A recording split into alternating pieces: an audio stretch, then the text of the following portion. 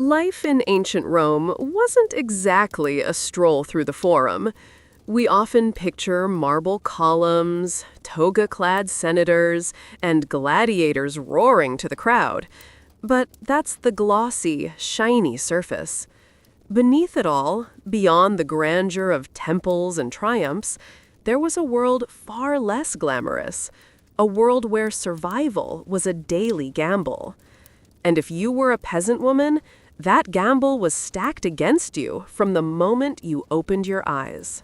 Imagine waking up before dawn, not to the sound of birds chirping over the Tiber, but to the barking of stray dogs, the clatter of carts on uneven stones, and the distant cries of livestock.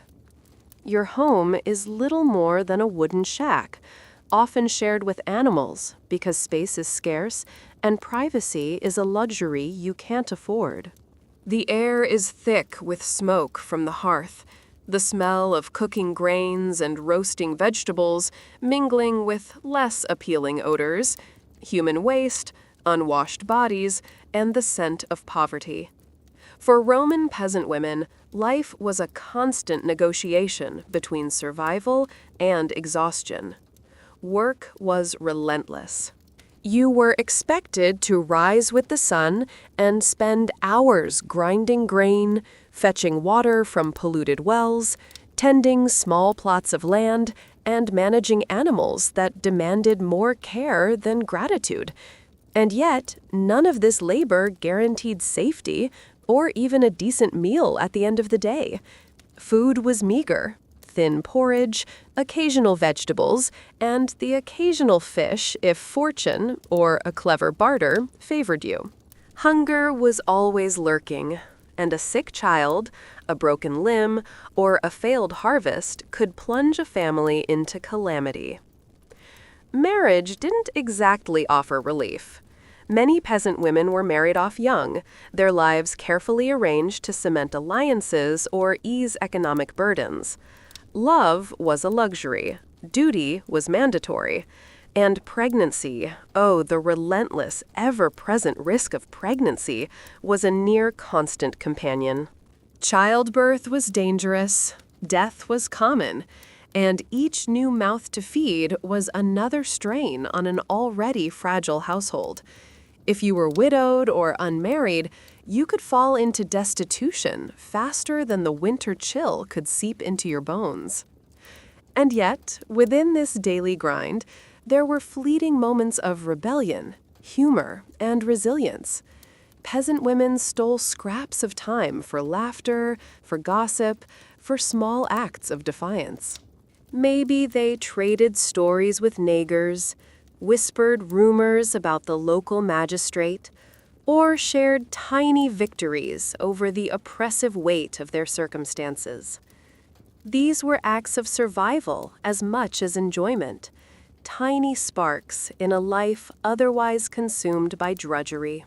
So, when we talk about the Roman Empire, with its legions and senators, its marble palaces and grand baths, it's easy to forget the backbone of the civilization, the peasant women who tilled the soil, bore the children, and kept families alive, often without thanks, without comfort, and almost always without a break.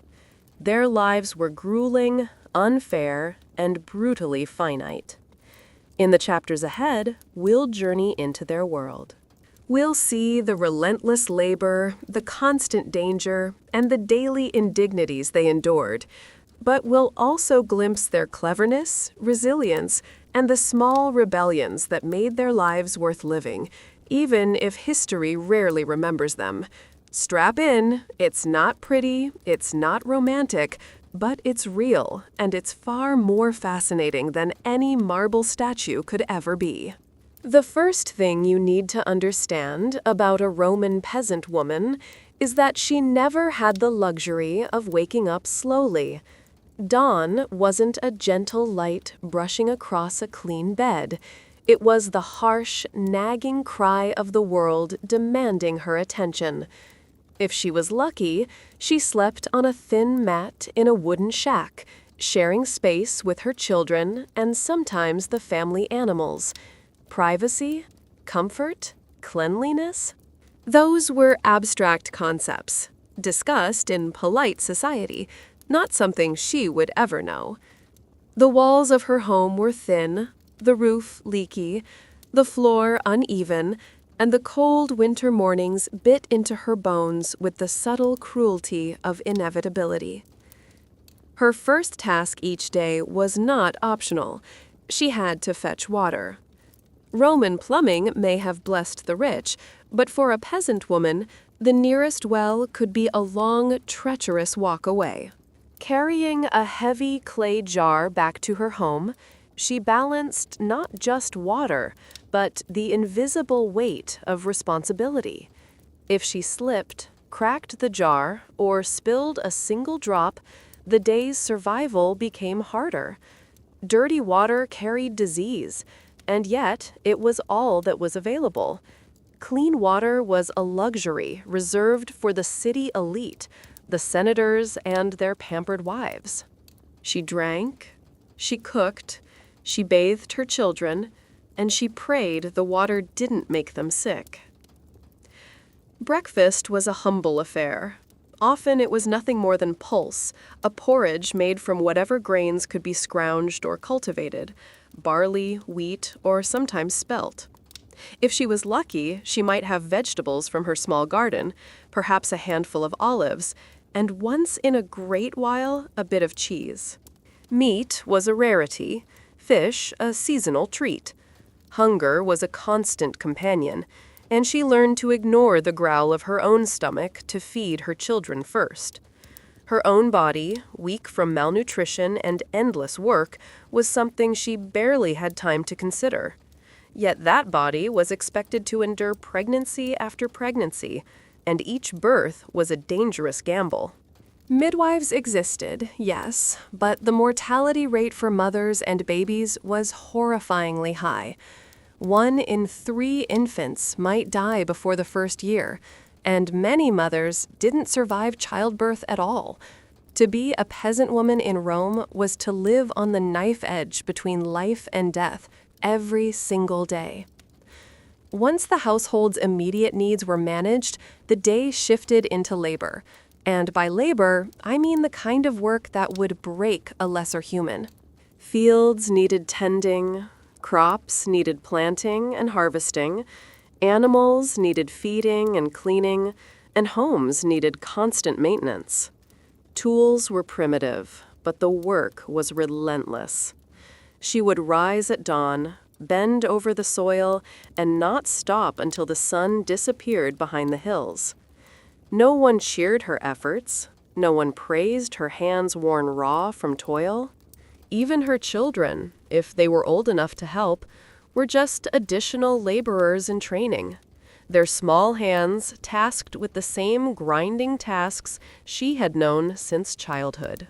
Her clothing, if you could call it that, was a reflection of necessity rather than fashion. Wool tunics, rough and itchy, often patched and faded from repeated washing, offered minimal comfort. Sandals protected her feet, but thinly, against sharp rocks, hot sand, and the occasional snake. In winter, she wrapped herself in whatever cloth she could muster, but the cold was relentless, seeping into bones already tired from work. Hygiene was minimal, bathing was infrequent, water scarce, and soap, when it existed, reserved for the wealthy. Smell, naturally, was part of her life, a constant companion that she could neither escape nor fully mask. Marriage was not a romantic affair, but an economic arrangement. She might have been married at 12, 14, or 15, often to someone barely older than herself. Love was optional, but obedience was mandatory. Her husband, if he was present, might contribute labor and protection, but he also expected children and unquestioning loyalty. Miscarriage, stillbirth, or infant death was a private tragedy she carried silently, because complaining was considered improper, and mourning too long could threaten the stability of her household. Each child was a mixed blessing. Another pair of hands to work the land in the future, another mouth to feed in the present, and another potential loss to mourn. Even outside her home, dangers lurked. Roads were poorly maintained and rife with bandits. Famine, disease, and political unrest were never far from memory. Peasant women lived in a world where a minor injury could become fatal without care, where bad weather could ruin a crop and condemn a family to hunger. Festivals and public entertainments existed, but they were luxuries. Their purpose was not leisure for her. They were the backdrop to her endless obligations. Despite this relentless grind, peasant women found ways to resist quietly, to carve out small moments of autonomy.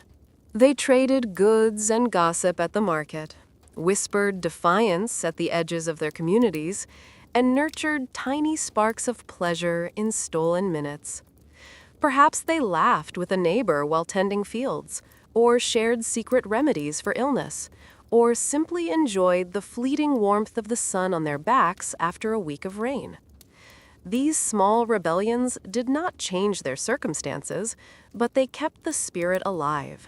Religion, too, played a role in her life, but not always comforting. She prayed to gods who often seemed indifferent, hoping for a harvest that would sustain her family, a child that would survive infancy, or protection from sickness and injury. Offerings were small, sacrifices modest, but the act itself gave her a sense of agency in a world that denied her power in every other way.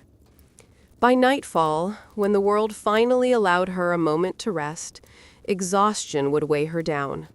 Her body was battered, her hands cracked, her stomach empty, and her mind heavy with worry.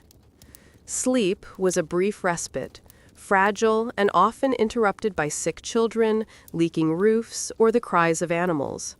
And yet, she would rise again the next day, because survival demanded it. There was no alternative, no reprieve. Life was hard, cruel, and unfair, but it went on, and so did she. The Roman peasant woman was, in many ways, invisible. Her suffering was unrecorded, her labor uncelebrated, her existence taken for granted. Yet the empire she lived under depended on her, relied on her, and thrived because of her. Without her, Rome's glittering facade would crumble. And perhaps that is the cruelest irony of all. She carried the weight of civilization on her shoulders, often without recognition, often without relief, and always with the unspoken knowledge that her own life was fleeting and unforgiving. Her world was a dark, relentless, and harsh one, but within it she found small ways to survive. Small victories, moments of defiance, and brief flashes of joy. These were her weapons against the cruelty of circumstance. And through her daily endurance, she shaped the world in ways history would rarely acknowledge.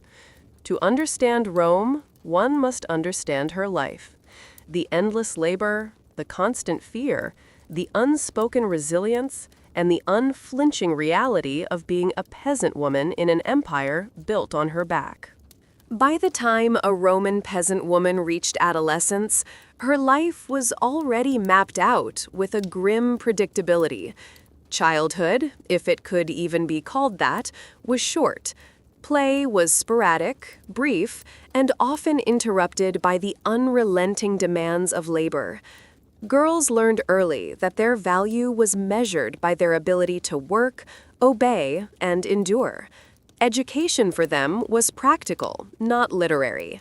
Reading and writing were luxuries reserved for the elite. For a peasant girl, lessons came from observing her mother grind grain, tend animals, fetch water, and endure the small, sharp humiliations of peasant life. At around 12 or 13, the shadow of marriage loomed. Betrothal was often arranged, negotiated by fathers or local elders to secure alliances, labor, or stability. Love, or any notion of romantic choice, was irrelevant. The peasant girl was not a participant in these arrangements. She was the commodity.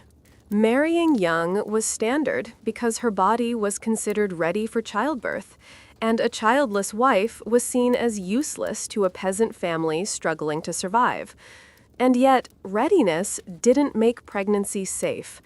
With no prenatal care, no knowledge of hygiene, and limited medical understanding, the act of bearing children was terrifyingly perilous. Complications, infection, and death were constant risks.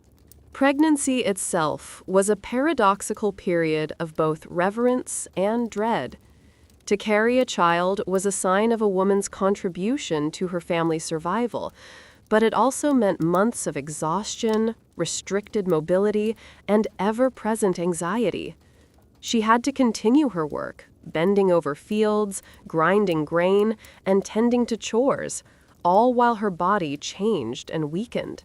Malnutrition exacerbated the danger, and even a minor illness could spiral into something fatal.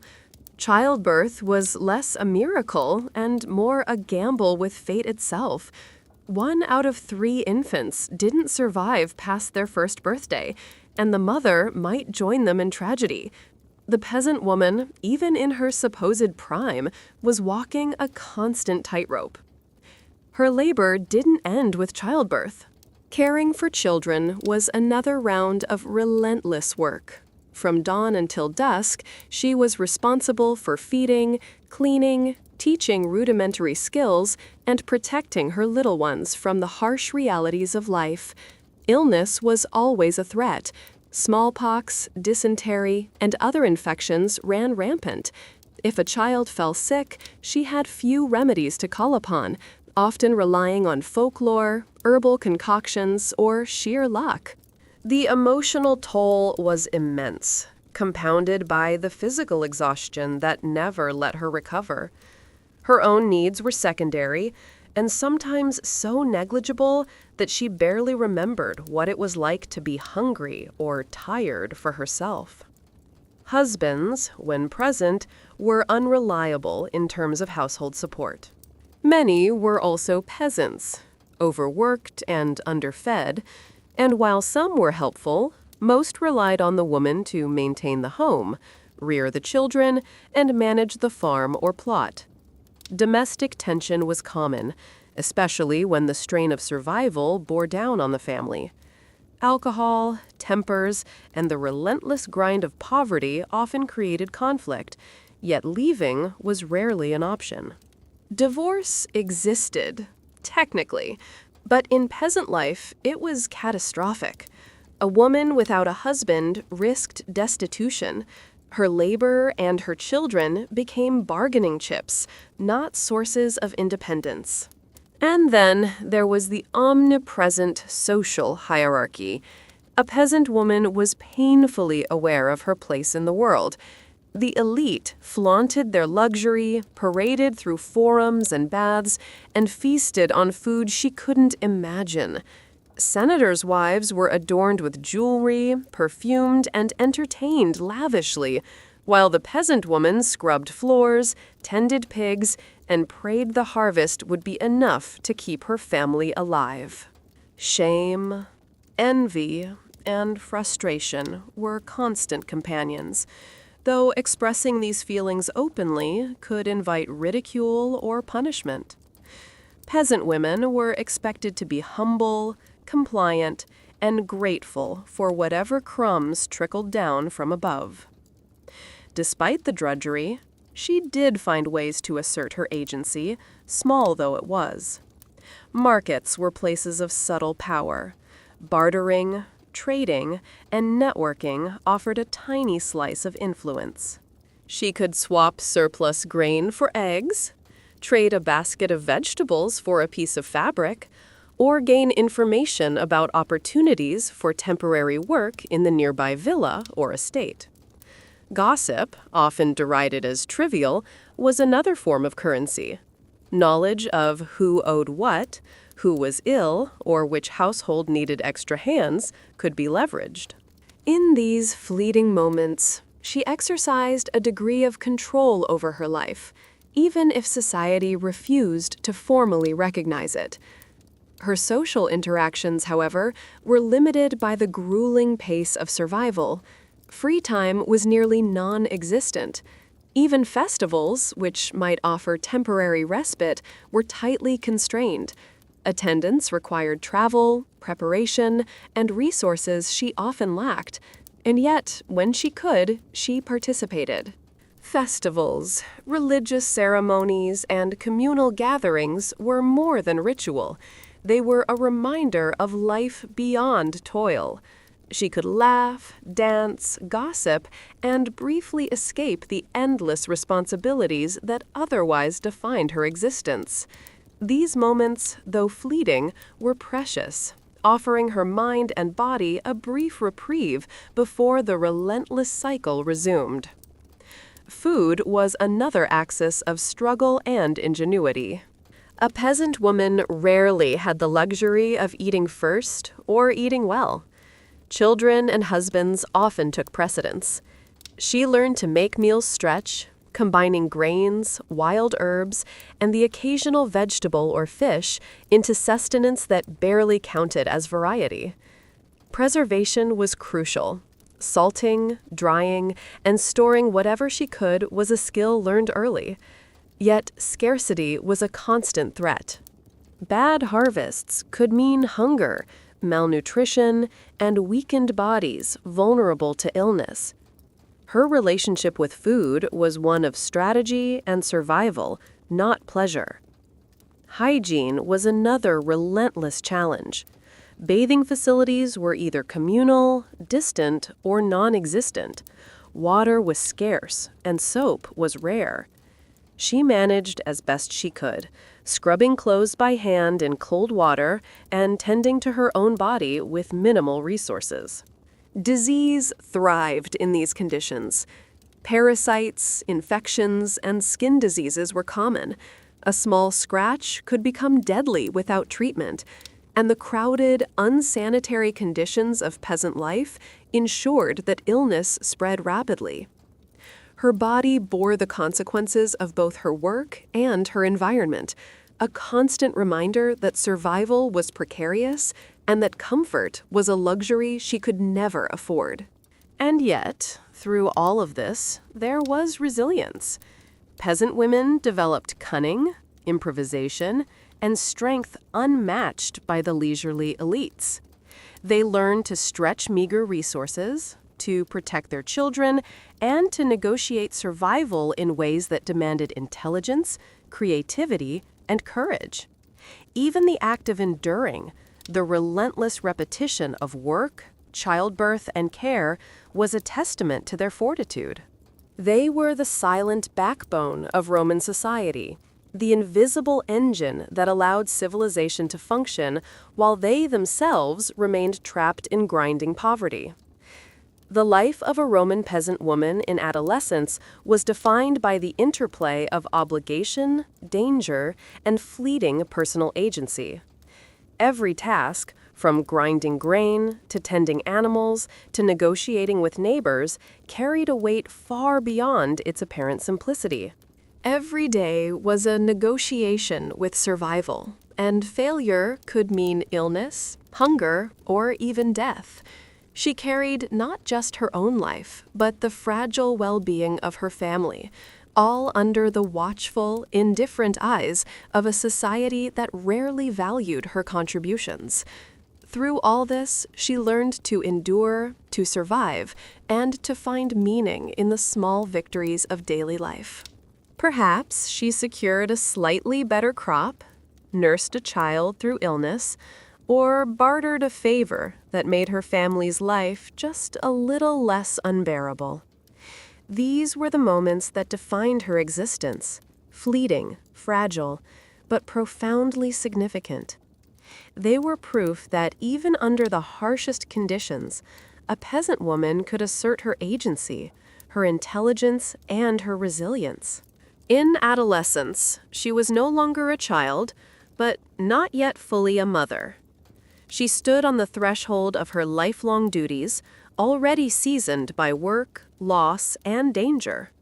Her life was hard, unglamorous, and perilous, yet she endured.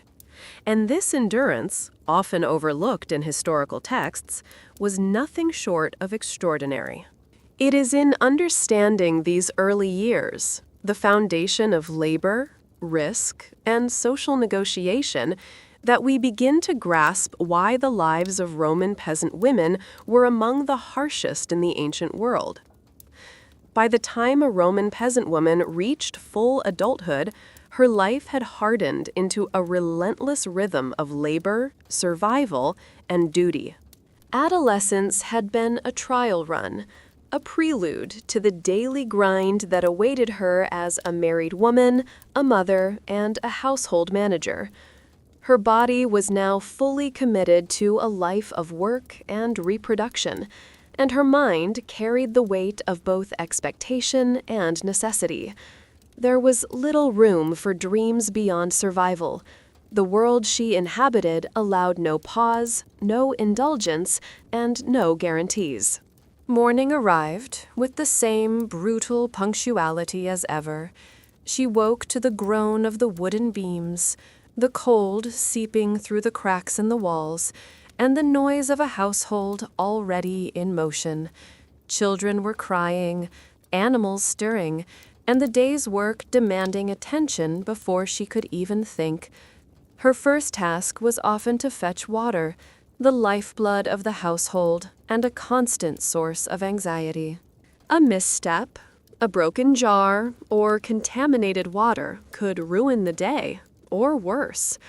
Once the water was secured, she prepared the meager breakfast, a thin porridge, occasionally supplemented with vegetables, and perhaps a bit of salted fish if fortune favored her. She ate last, after her children and husband had filled themselves, a practice she had long accepted as normal. Work consumed the bulk of her daylight hours. Fields had to be tilled, seeds planted, and crops tended. Harvest time was a season of extreme exertion, with long hours under the unforgiving sun or during the merciless cold. Tools were primitive and heavy, and the physical demands were unrelenting. Even minor injuries, a cut from a sickle, a twisted ankle, or a sunburned back, could compromise her ability to work, leaving her family vulnerable. The Roman countryside had no safety nets. Weakness was a luxury she could not afford. Household chores were equally punishing. Grinding grain into flour required hours of repetitive labor, and cooking involved tending an open fire, often in cramped and smoky conditions. Washing clothes was a back-breaking task, performed in cold water and repeated with relentless frequency. And all the while, her children needed care. Infants, toddlers, and older children all demanded attention, protection, and nourishment. Illness in the household was a constant threat, and the peasant woman had few remedies beyond herbal concoctions, superstition, or sheer hope. The weight of responsibility was immense, and failure could be catastrophic. Pregnancy and childbirth remained omnipresent concerns. Her body was expected to produce children, often in rapid succession. Each pregnancy carried immense risk. Maternal mortality was high, and complications could leave her permanently weakened or dead. Infant mortality compounded the emotional burden, as a child could die within weeks or months, leaving the mother to grieve while simultaneously preparing for the next pregnancy. Sexual activity was rarely a matter of personal choice. It was duty, obligation, and survival. Love and intimacy were secondary to reproduction, and the peasant woman understood that her body existed primarily as a vessel for the continuation of her family and her community. The social hierarchy was ever present, a constant reminder of her precarious status. She lived in a world where wealth, power, and privilege were concentrated among the elite. Senators' wives lounged in scented baths, adorned with jewelry and perfumed oils, while she scrubbed floors, tended animals, and worked the fields until her muscles ached. The disparity was stark and humiliating, but openly challenging it could provoke punishment or social ostracism. Her power was invisible, her labor unrecognized, yet civilization depended on her tireless efforts. Without her work, the empire itself would falter, though history would seldom credit her. Markets offered a rare avenue for agency. Trading goods, bartering services, and exchanging information allowed her a small degree of control over her life. She could negotiate for better prices, swap produce for essential items, or learn about opportunities for temporary labor on nearby estates. Knowledge became a subtle form of power. Understanding who owed what, which households were vulnerable, or which harvest was failing, gave her leverage. Even gossip served a practical function, providing intelligence that could be turned into survival advantage. In these moments, she exercised autonomy and influence, however modest, in a world designed to limit her freedom. Religion provided both solace and structure, though it rarely offered tangible relief from hardship.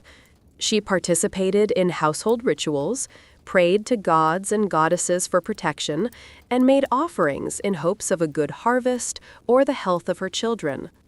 Temples and communal festivals were moments of temporary reprieve, opportunities to engage with the larger community, and occasionally to experience joy. Yet, the gods were capricious, and piety did not guarantee safety or sustenance. Faith was as much about ritual and routine as about hope. Social interactions were constrained but critical.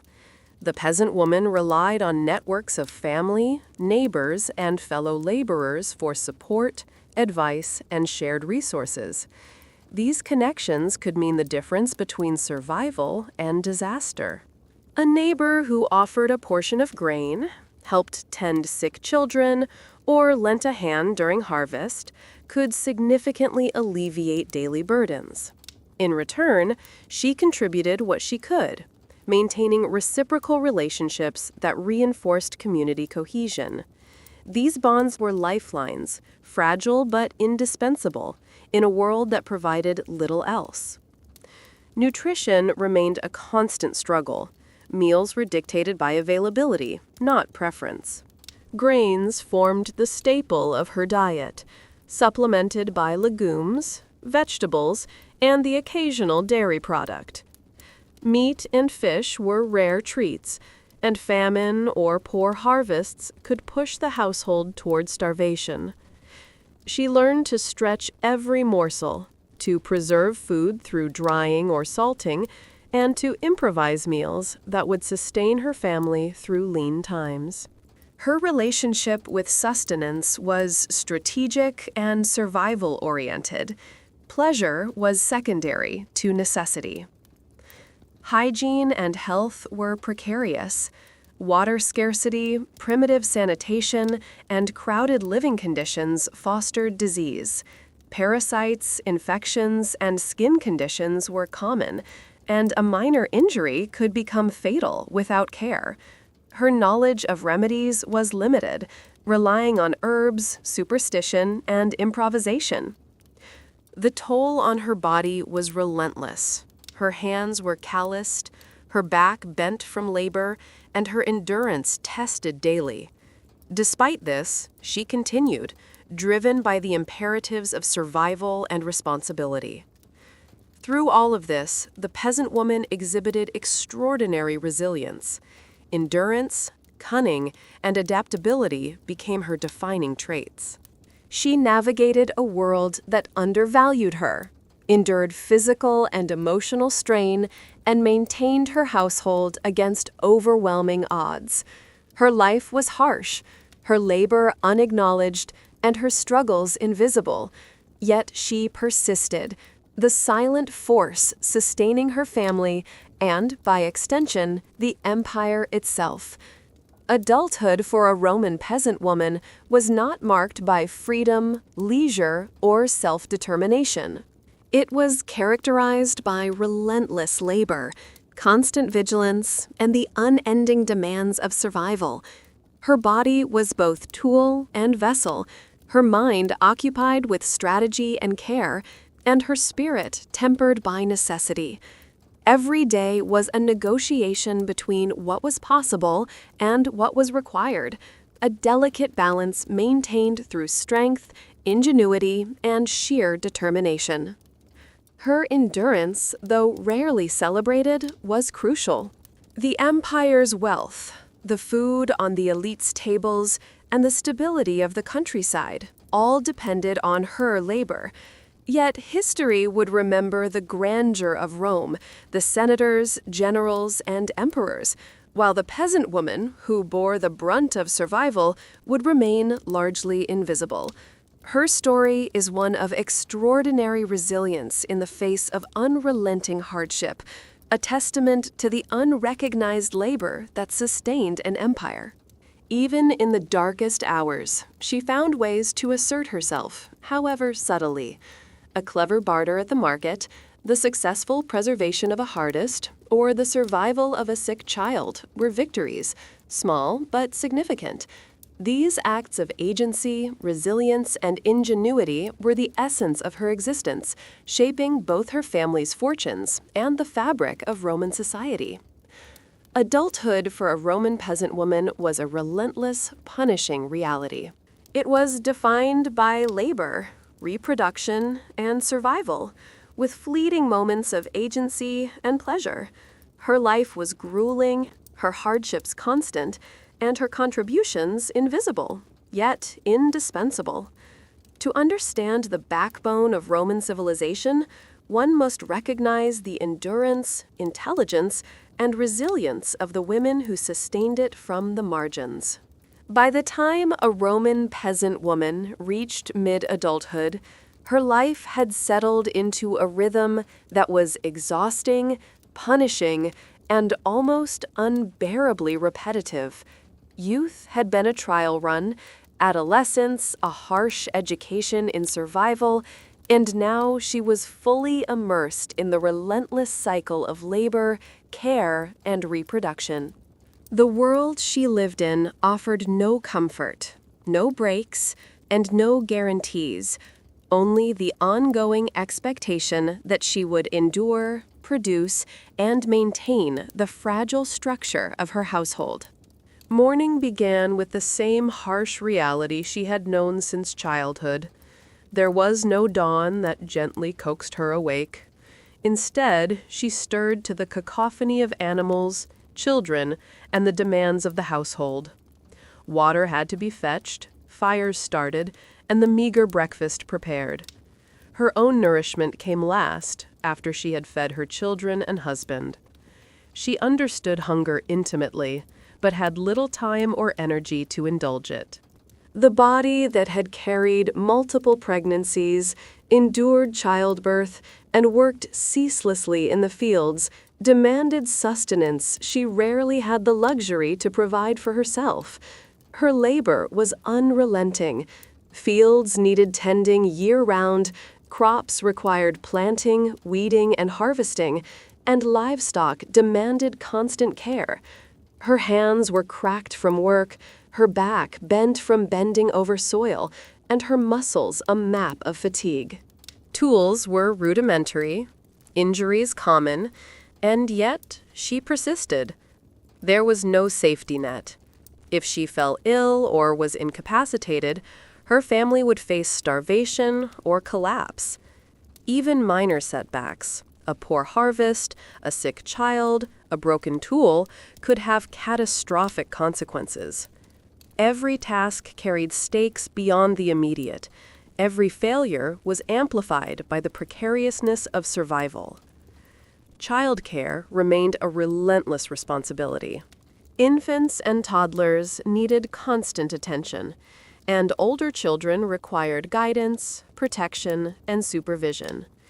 Disease was omnipresent.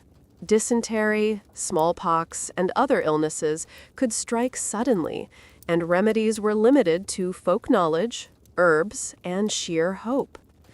The death of a child, though tragically common, was emotionally devastating and compounded the relentless pressure to continue producing offspring. Pregnancy was cyclical, exhausting, and dangerous.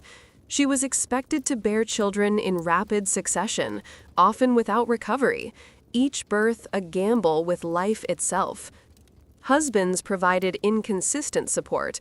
Some were partners in survival, sharing labor when possible, offering protection, and contributing to the household. Many, however, were equally burdened, indifferent, or neglectful.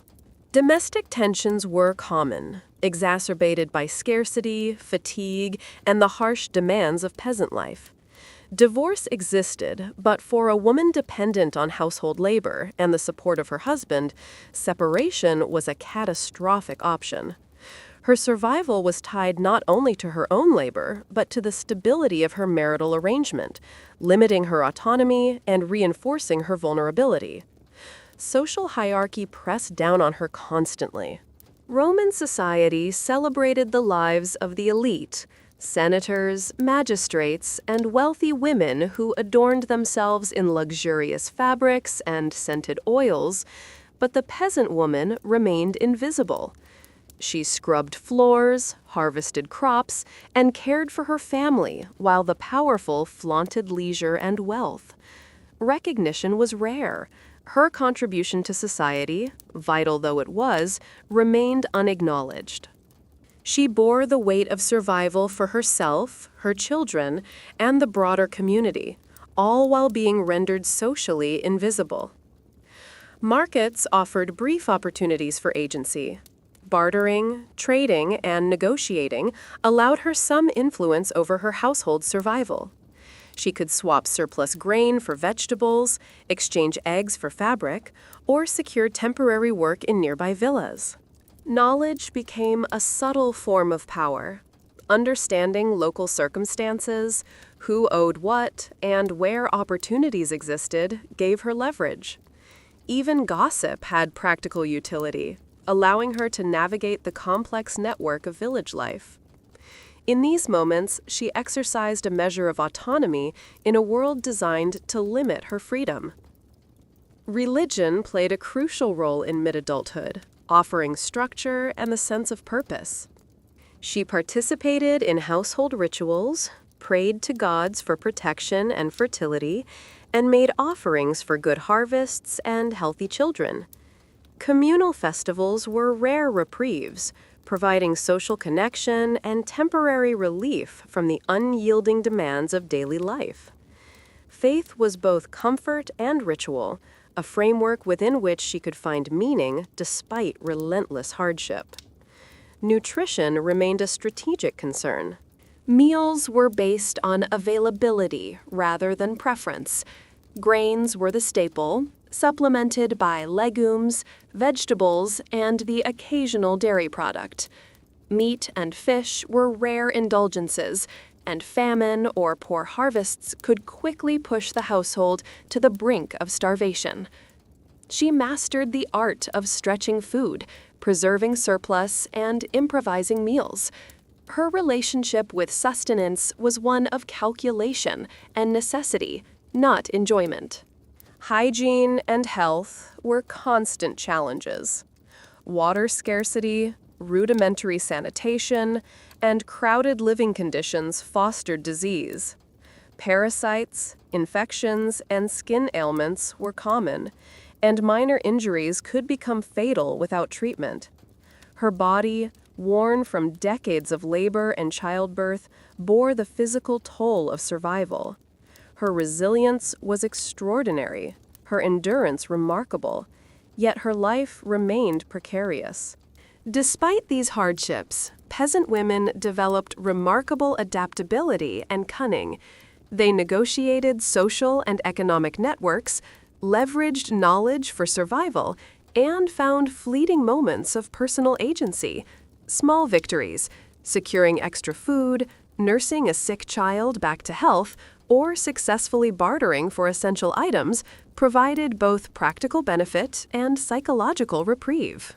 These acts of ingenuity and resilience were essential to sustaining not only her family, but the broader rural economy.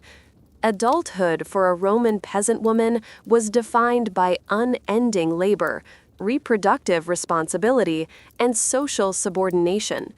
Her existence was a cycle of work, care, and survival, punctuated only by brief, precious moments of autonomy and relief. Every day demanded endurance, intelligence, and strategy. Every failure had significant consequences.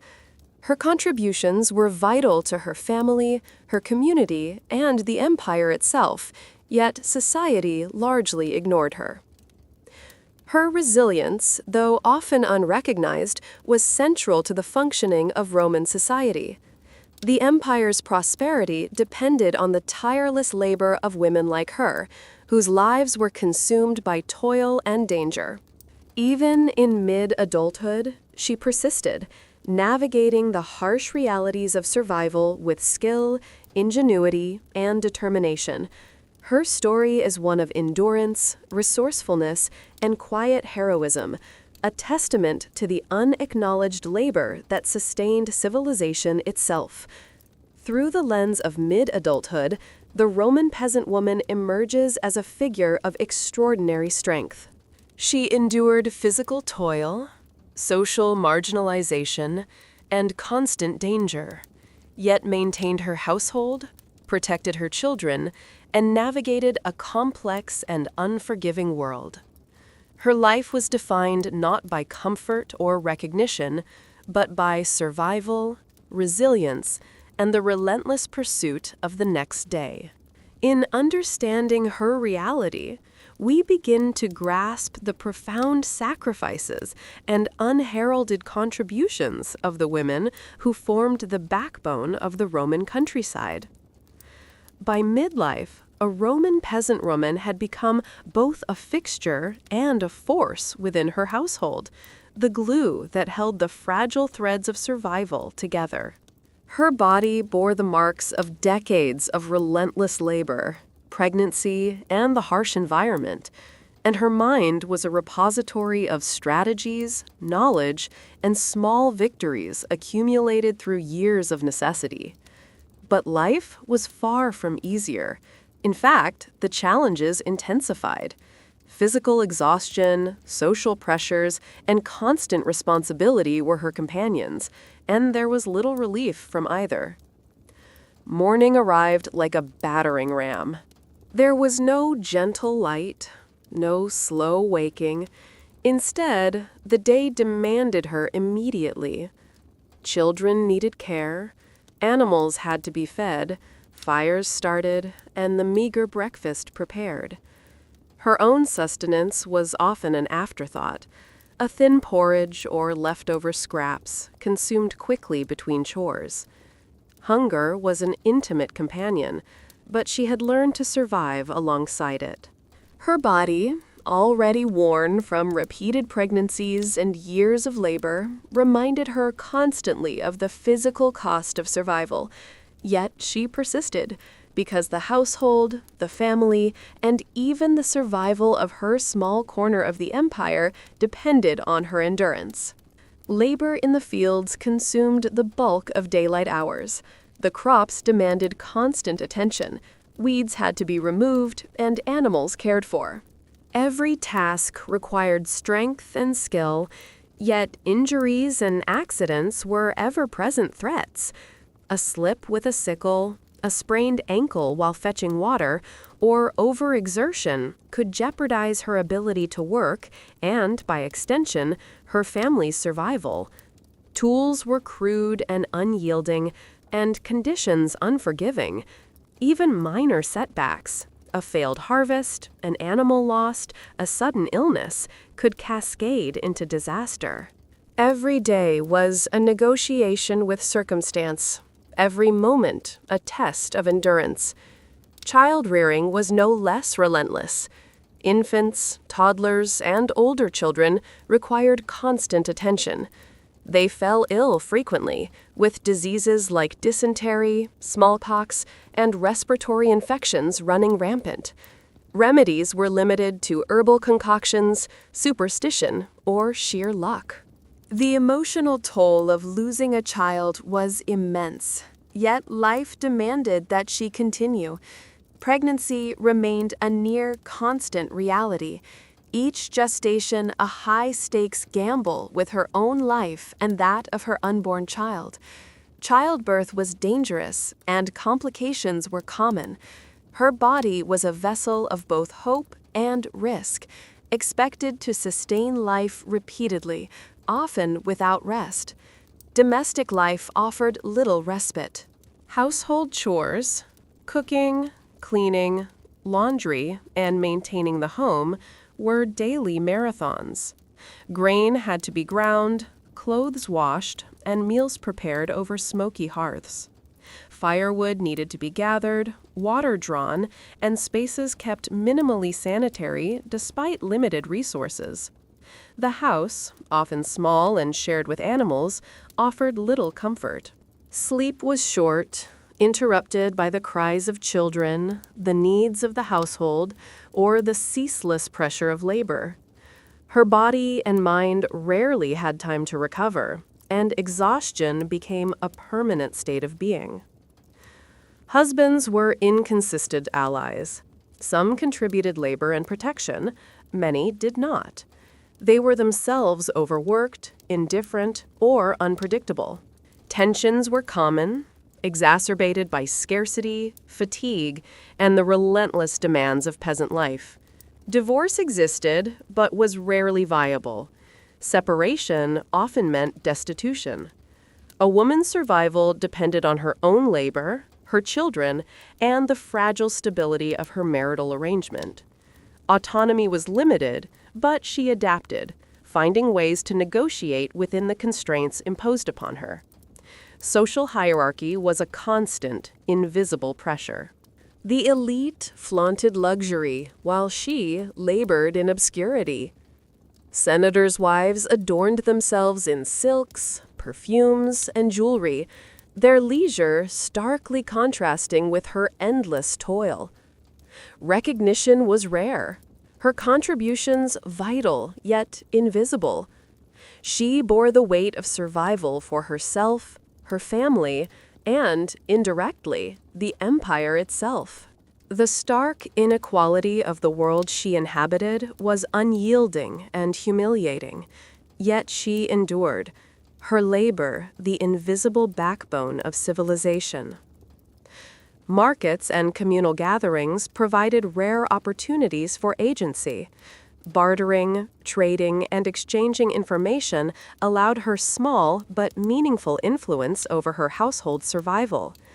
Knowledge of local circumstances, debts owed, and opportunities for labor gave her leverage. Gossip, often dismissed as trivial, was a form of currency and intelligence, allowing her to navigate social networks and gain advantages. In these moments, she exercised autonomy, however modest, in a society designed to constrain her power. Religion provided structure, purpose, and a measure of solace. Household rituals, prayers to gods and goddesses, and offerings were part of her daily life. Festivals and religious observances offered temporary relief and a sense of community, though rarely did they materially alter her hardships. Faith was a framework, a way to contextualize suffering and hope for protection, fertility, and sustenance. Yet the gods were unpredictable, and ritual could not guarantee survival. Still, these acts were essential to her mental and emotional endurance. Nutrition remained a constant struggle. Meals were dictated by availability. often simple, repetitive, and insufficient. Grains were the staple, supplemented by vegetables, legumes, and the occasional dairy product. Meat and fish were rare indulgences. Preservation techniques, drying, salting, and careful storage, were critical. Hunger was common, especially during poor harvests or famines. Her relationship with food was strategic and survival-oriented, focused on maintaining her strength, sustaining her children, and stretching resources to last through lean times. Hygiene and health were precarious. Water was scarce, sanitation rudimentary, and disease rampant. Minor injuries could become fatal without care. Her body bore the cumulative effects of decades of labor, childbirth, and environmental hazards. Yet, through adaptability, knowledge of remedies, and sheer resilience, she survived. Every scratch, bruise, or illness was a reminder of both the fragility and the endurance of her life. Despite the relentless hardships, peasant women developed remarkable ingenuity. They negotiated social networks, preserved and stretched limited resources, and found moments of small victories in the midst of overwhelming labor. Success might come in the form of a healthy child, a preserved harvest, or a clever barter at the market. These acts of agency, though small, were vital to survival and contributed meaningfully to the household and community. Midlife for a Roman peasant woman was defined by endurance, resilience, and relentless labor. She was the central figure in the survival of her family, managing work, childcare, household maintenance, and social navigation. Her life was exhausting, repetitive, and dangerous, yet she persisted. Every day demanded skill, intelligence, and sheer determination. Her contributions, though often invisible, were indispensable. Understanding her midlife reveals the extraordinary resilience of Roman peasant women. Their labor sustained families, communities, and the empire itself. Despite social marginalization, relentless physical demands, and constant risk, they found ways to assert agency, nurture children, and maintain survival. Their lives were punishing, unrecognized, and fraught with danger, yet their endurance shaped the world around them in ways history rarely acknowledges. Her story is one of survival under relentless pressure, of intelligence applied to everyday challenges, and of courage in the face of constant danger. The midlife years reveal not only the physical and emotional toll of peasant life, but also the ingenuity, adaptability, and quiet heroism that allowed these women to endure. To understand Roman civilization, one must recognize the indispensable, unheralded labor of the women who sustained it. By the time a Roman peasant woman entered her later years, life had become a careful balancing act between exhaustion, survival, and the occasional fleeting moments of relief. Youth had been brutal, adolescence a harsh lesson in labor and social expectation, and midlife a relentless cycle of childbirth, domestic management, and agricultural toil. Now, her body bore the full weight of decades of work. Her mind was a ledger of hardship and small victories, and her social world was both her support and her limitation. Aging did not bring ease. It brought new dangers, new responsibilities, and an ever-looming sense of vulnerability. Mornings continued to arrive with the same harsh insistence. She rose before dawn, bones aching, back stiff, and joints screaming from years of bending, lifting, and grinding. The fire needed tending, the water fetched, and the meager breakfast prepared for her children and grandchildren, if they lived. Hunger was a companion she could no longer ignore, yet she remained disciplined, often sacrificing her own needs for the sake of the household. Her body, now fragile, demanded care that she could rarely afford, and every day presented the threat that exhaustion or illness might finally claim her. Work remained relentless. Fields still required attention, although perhaps she delegated heavier labor to younger family members if they were available. Livestock needed feeding, gardens tended, and household maintenance never ceased. Even small injuries, a sprain, a cut, or a burn, could carry severe consequences in a world with no medical infrastructure for peasants. Her body, weakened by repeated pregnancies, decades of labor, and limited nutrition, struggled to meet the relentless demands placed upon it. Yet she persisted, driven by necessity and the knowledge that the family's survival depended on her continued effort. Childcare responsibilities evolved, but never disappeared. Infants, toddlers, and older children were often in her care, especially if she had grandchildren. She continued to manage their health, educate them in practical skills, and maintain their safety in a world rife with danger. Illness remained a constant threat, with diseases like dysentery, respiratory infections, and parasitic infestations claiming young lives. Remedies were crude, knowledge limited, and the stakes high. A sick child meant not only emotional distress, but additional labor and risk to the household's survival. Reproductive labor had likely slowed, though not always. Late pregnancies, though riskier, were not uncommon, and the cumulative toll of childbirth over decades left her physically vulnerable. Her body, once resilient, now showed signs of wear. Weakened bones, sagging muscles, and joints stiff from years of repetitive labor.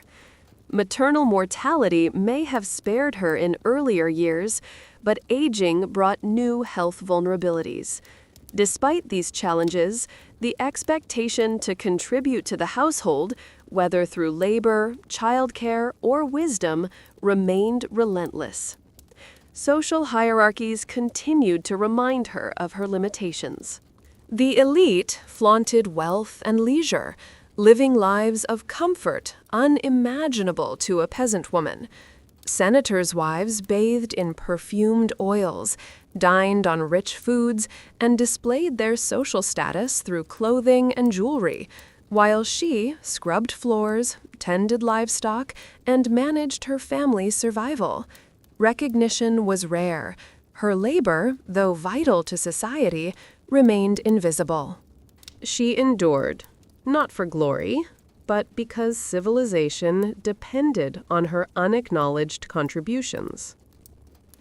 Markets and communal spaces remained critical arenas for agency. She could barter produce, eggs, or handmade items for essential goods. Gossip and local knowledge continued to serve as tools for survival, allowing her to navigate social networks, identify opportunities, and leverage influence when possible. Even small victories, a successful trade, a preserved harvest, or a healthy grandchild, provided tangible benefits and psychological relief, affirming her continued relevance in a world increasingly unforgiving of age and weakness. Religion and ritual offered structure and solace. She maintained household shrines, prayed to gods for protection and sustenance, and participated in communal festivals when possible. These practices were not mere superstition. They were frameworks for understanding and coping with a life of relentless hardship. Festivals and religious gatherings provided brief respites from labor, moments to connect with neighbors, and opportunities for social engagement. Yet they also reinforced the social order, reminding her of the vast inequalities that defined Roman society. Nutrition and sustenance remained precarious. Meals continued to rely on grains, legumes, vegetables, and occasional dairy products. Meat and fish were luxuries, rarely accessible except during seasonal festivals or through successful bartering. Preservation techniques, drying, salting, and careful storage were essential skills she had mastered over decades. Hunger was no longer a threat that could be ignored. Her aging body required more care, and nutritional deficiencies could now tip the balance from resilience to illness. Her relationship with food remained pragmatic and strategic, focused on sustaining herself and the household rather than indulgence. Hygiene and health challenges intensified with age. Water scarcity, rudimentary sanitation, and crowded living conditions continued to foster disease. Parasites, infections, and minor injuries were increasingly dangerous as her body's resilience waned. She relied on herbal remedies, folk knowledge, and whatever skills she had acquired over the years to maintain her health. Every scratch, bruise, or ache was a reminder of her vulnerability, yet her endurance remained extraordinary. Her life was a delicate balance of risk, labor, and strategy, maintained through decades of learned resilience. Despite the harshness of her circumstances, aging brought certain forms of respect and authority. Her experience, knowledge, and skill in managing household and community affairs were recognized by younger family members. She became a repository of practical wisdom, teaching children and grandchildren essential survival skills, mediating disputes, and providing guidance rooted in lived experience. Authority derived not from wealth or formal status, but from expertise and resilience honed over a lifetime. In this way, aging offered a subtle, though limited, form of power. The later years of a Roman peasant woman were marked by endurance, adaptation, and reflection. Her life had been consumed by labor, survival, and social subordination, yet she had mastered these demands with intelligence and skill. Every day required strategic decision-making, careful management of resources, and constant attention to the well-being of her family. Her contributions, though largely invisible to the broader society, were indispensable to the functioning of her household and, by extension, the local economy. Her story at this stage is one of resilience under relentless pressure. She had endured decades of toil, childbirth, and social marginalization, yet her ability to navigate a complex, unforgiving world remained remarkable. Even in old age, she continued to exercise agency, nurture her family, and contribute to the survival of her community. Her life was a testament to the power of endurance, ingenuity, and the quiet, often unacknowledged strength of Roman peasant women. Through the lens of later adulthood, the Roman peasant woman emerges as a figure of extraordinary resilience. She had survived physical toil, social invisibility, and constant risk, and in doing so, she had preserved not only her household, but the broader fabric of rural society. Her life, though punishing, was defined by practical skill, resourcefulness, and the ongoing exercise of agency within extreme constraints. Understanding her later years illuminates the remarkable fortitude required to endure a lifetime of hardship in the Roman countryside. In summary, the later years of a Roman peasant woman were far from easy. Labor, childcare, household management, and survival remained her primary concerns. Her body bore the marks of decades of work. Her mind carried the accumulated wisdom of experience, and her social influence, though limited, was crucial within her household and community.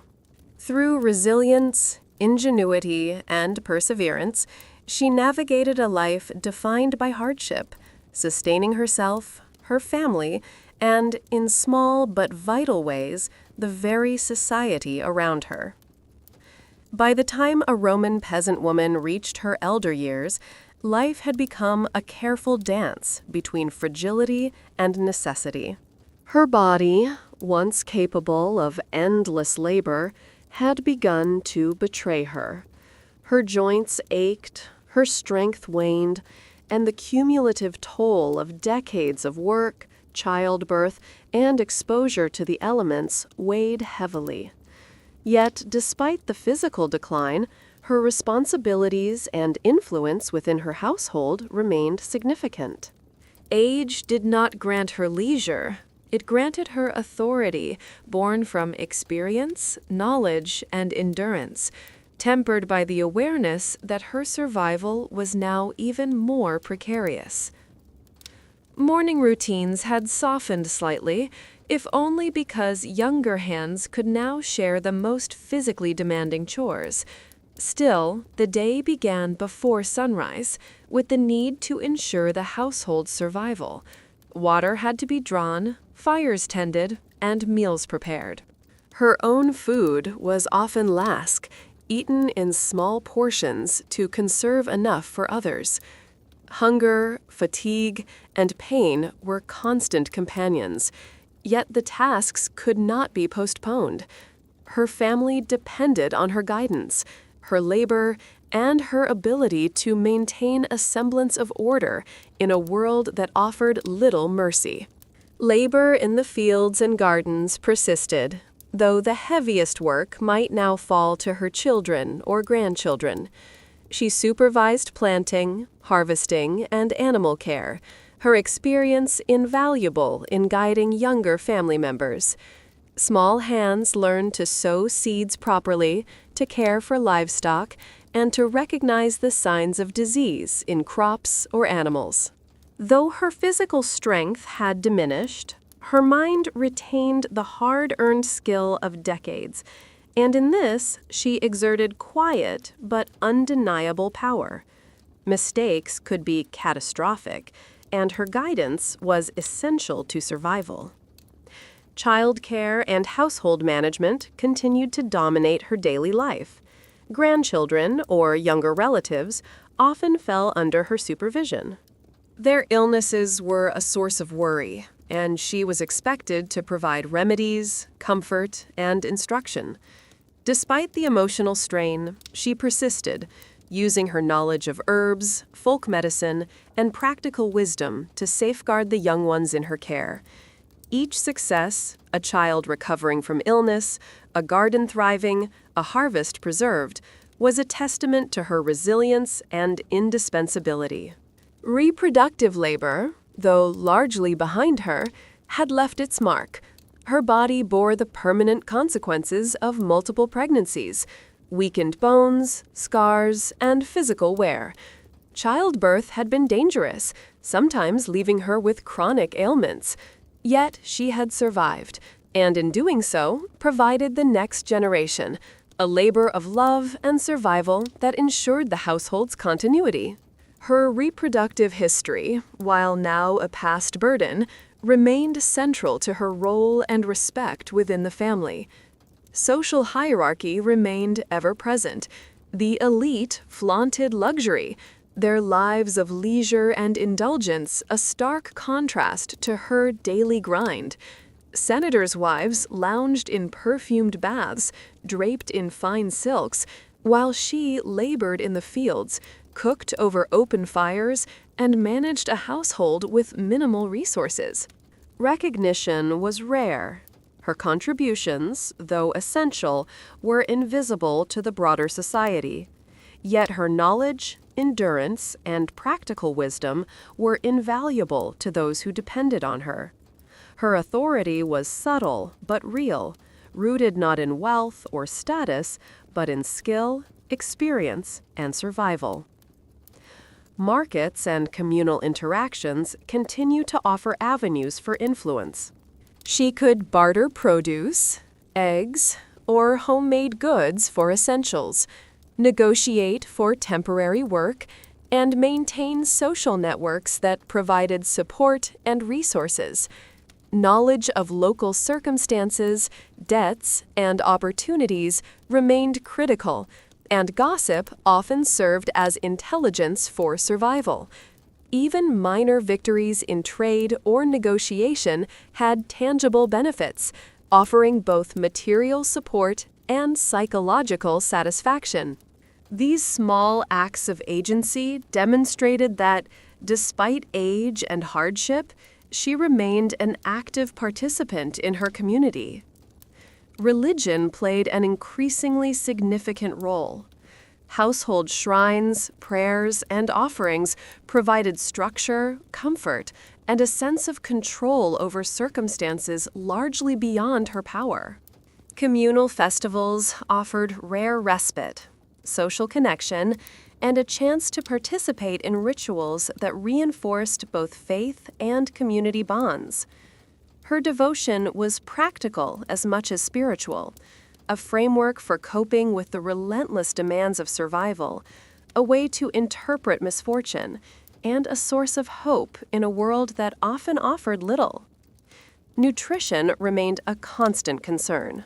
Meals were still simple and dictated by availability: grains, legumes, vegetables, and occasional dairy products. Meat and fish were infrequent indulgences, accessible only during festivals or through successful bartering. Preservation techniques were essential, ensuring food could last through lean periods. Her aging body required care, and malnutrition could no longer be ignored. Meals were about survival, carefully rationed and strategically prepared to maintain both her strength and the household's stability. Health and hygiene were increasingly precarious. Water scarcity, rudimentary sanitation, and exposure to disease persisted. Minor injuries could become dangerous, and her aging body was less resilient to illness. Her knowledge of herbal remedies, folk practices, and practical care remained her primary defense against a medical system that largely ignored peasant women. Every ache, bruise, and chronic condition was a reminder of both her vulnerability and her enduring strength. Despite the challenges of aging, her experience conferred unique authority.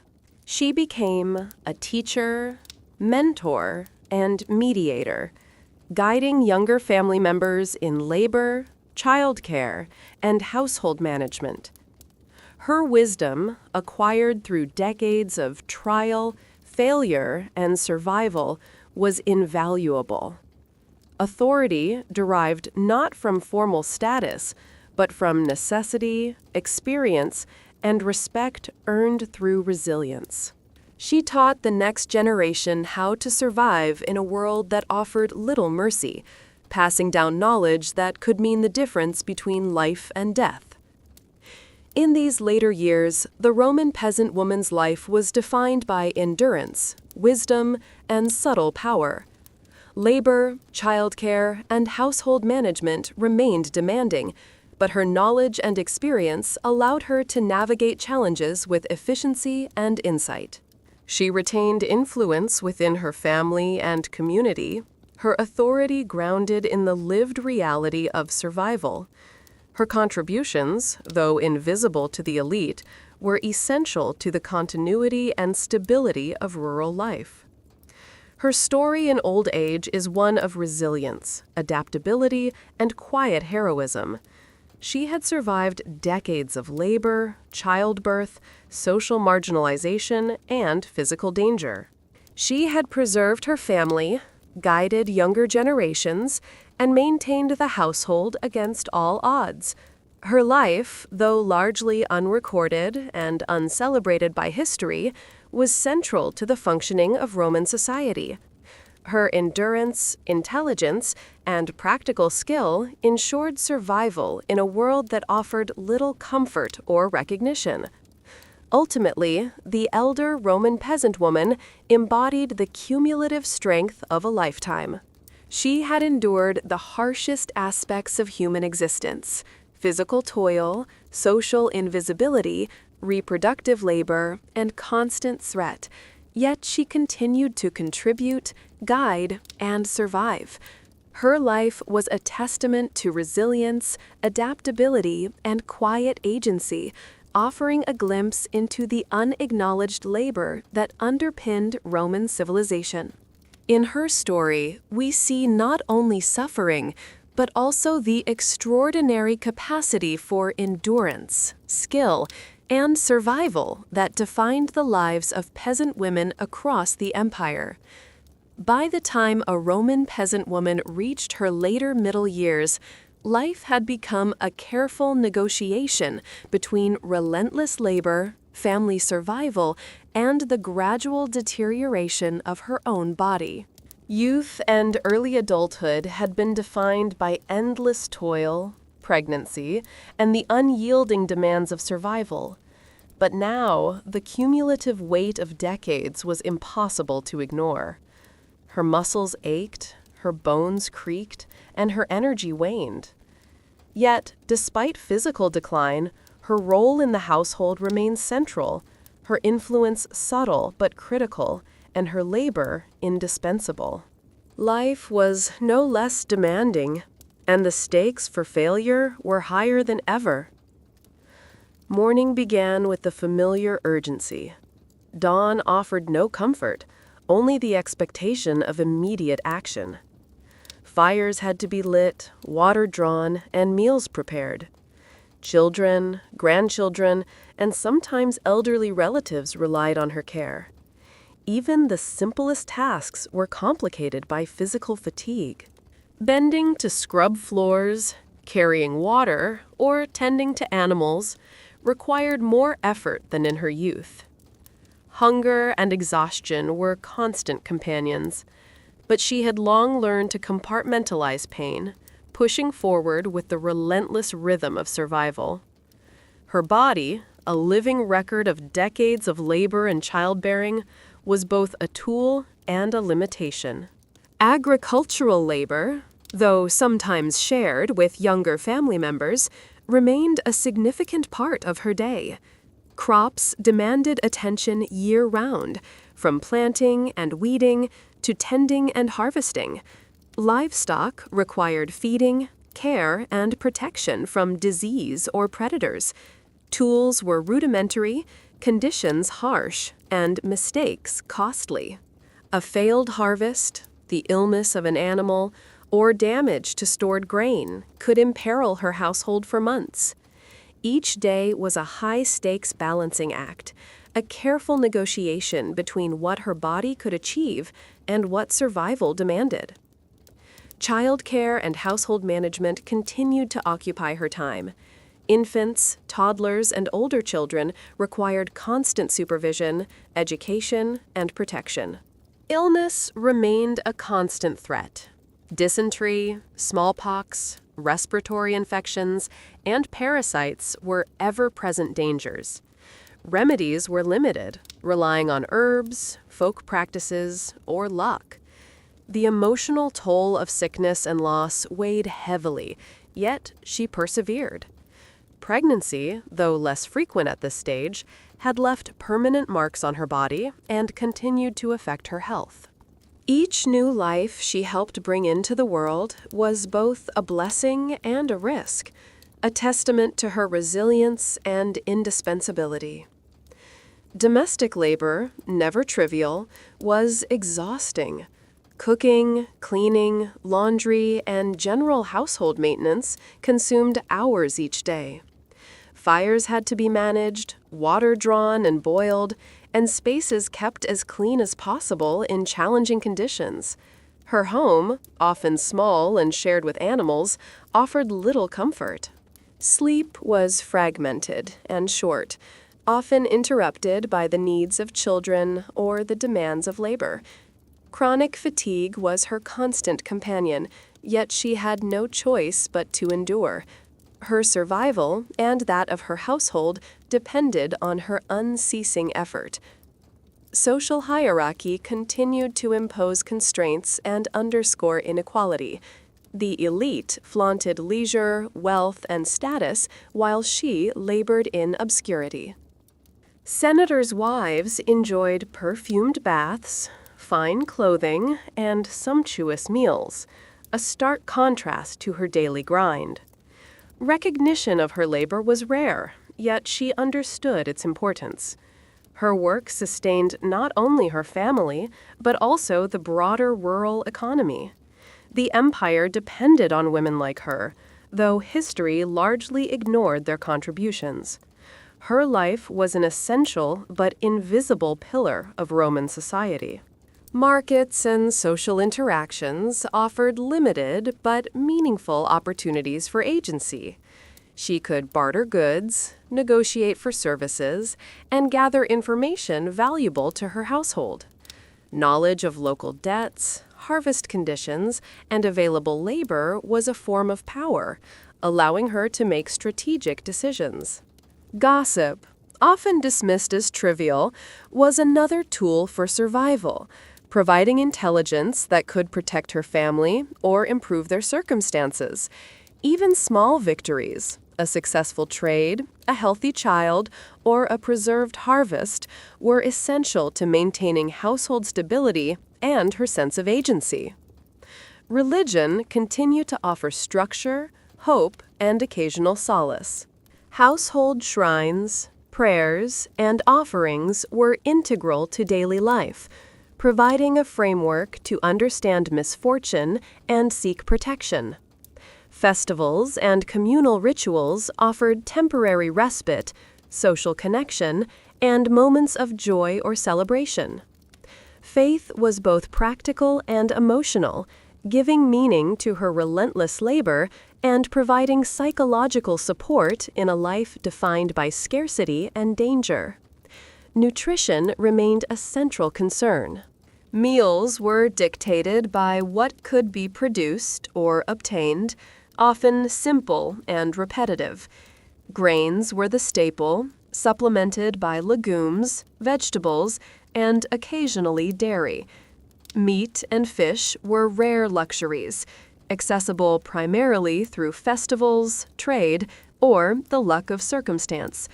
Preservation, drying, salting, and careful storage was critical. Hunger and malnutrition were constant threats, and her aging body required careful attention. Her relationship with food was pragmatic, focused on sustaining her energy and that of her household. Health and hygiene challenges intensified with age. Limited sanitation, exposure to disease, and the physical toll of decades of labor increased vulnerability. Minor injuries could become life-threatening, and her body's resilience was diminished. Knowledge of herbal remedies, folk medicine, and practical care was vital to maintaining health, both for herself and for those under her care. Every ache, illness, or injury was a reminder of fragility, yet her endurance remained extraordinary. She continued to function as the backbone of her household and community. Despite aging and physical decline, she commanded authority and respect. Her accumulated knowledge of agriculture, childcare, household management, and social negotiation made her indispensable. Younger family members relied on her guidance, and her strategic thinking ensured survival in a world that offered few guarantees. Authority was informal but effective, grounded in lived experience rather than wealth or status. Her influence shaped not only her household, but also the broader community, as her decisions had direct consequences on survival and stability. The later middle years of a Roman peasant woman were defined by endurance, skill, and subtle power. Labor, childcare, and household management remained constant demands, but her experience allowed her to navigate these challenges with wisdom and efficiency. Every decision, every action had significance for her family's survival. Her contributions, though invisible to the elite, were essential to the functioning of rural society. Her story in this stage of life highlights resilience and quiet heroism. She had survived decades of physical toil, social marginalization, and reproductive labor. She continued to guide, nurture, and maintain her household despite diminishing strength. Her life was a testament to endurance, adaptability, and the exercise of agency within extreme constraints. Even as her body aged, her wisdom and knowledge made her a vital figure within her family and community. In summary, the later middle years of a Roman peasant woman were a complex balance of vulnerability, authority, and survival. She managed labor, childcare, household maintenance, and social negotiation with skill and resilience. Her life, though punishing and largely unacknowledged by society at large, was central to the survival and stability of her household and community. Through endurance, intelligence, and quiet ingenuity, she navigated a harsh world, preserving not only herself, but also the fabric of Roman rural life. By the time a Roman peasant woman reached the final stages of adulthood, her life had become a delicate balance of endurance, survival, and subtle authority. Decades of labor, childbirth, and exposure to harsh elements had taken a visible toll on her body. Muscles that once worked tirelessly now ached with every movement. Bones stiffened, joints protested, and fatigue lingered like a permanent shadow. Yet, despite physical decline, her role within the household remained pivotal. She was the steady hand guiding the next generation, the keeper of knowledge and experience, and the indispensable laborer whose work ensured survival. Life had not become easier, it had only become more precarious. Morning brought little relief. Dawn was still a summons to action. Fires had to be stoked, water drawn from wells or nearby streams, and breakfast prepared for children, grandchildren, and sometimes older relatives. Her own meals were meager and taken after everyone else had eaten. Hunger was a constant companion, but she had long learned to prioritize others. Her body, though weaker, still demanded fuel, and even minor deficiencies could compromise her ability to continue managing the household. Each day was a negotiation between her own needs and the demands of survival, a relentless reminder that her endurance was non-negotiable. Labor remained a central feature of her daily life. While younger family members might have taken over some of the heaviest work in the fields, her guidance, oversight, and labor were indispensable. She supervised planting, harvesting, and animal care, passing down decades of hard-earned agricultural knowledge. Mistakes could be disastrous. A mismanaged crop, an ill-fed animal, or spoiled grain could imperil the household for months. Her presence ensured that these dangers were minimized, that experience tempered youthful mistakes, and that the household could continue to survive in a world that offered no mercy. Childcare, though increasingly focused on grandchildren, remained relentless. Infants and young children were vulnerable to disease, injury, and malnutrition. The peasant woman drew on decades of practical knowledge, herbal remedies, simple hygiene practices, and careful observation to protect and nurture the young. Each successful recovery, each healthy child, was a small but vital victory, reinforcing her importance to the household. The responsibility for children was never-ending. Even those who had survived infancy required constant guidance, education, and protection as they grew. Reproductive labor, though largely behind her, had left permanent marks on her body and health. Multiple pregnancies, often closely spaced, had weakened her constitution and left her vulnerable to chronic ailments. Childbirth had been a dangerous gamble, and each surviving child represented both triumph and risk. By this stage, she had become a living repository of reproductive knowledge, guiding daughters, nieces, or younger relatives through pregnancy and childbirth. Her experience was a blend of cautionary lessons, practical advice, and the sometimes harsh realities of survival in a pre-modern world. Domestic labor remained demanding and physically taxing. Cooking over open fires, scrubbing floors, laundering clothes by hand, and tending the home required skill and strength, even if some tasks had been delegated. The household was her domain, and her management of it was central to survival. Sleep was limited, often interrupted by the needs of children or the demands of labor.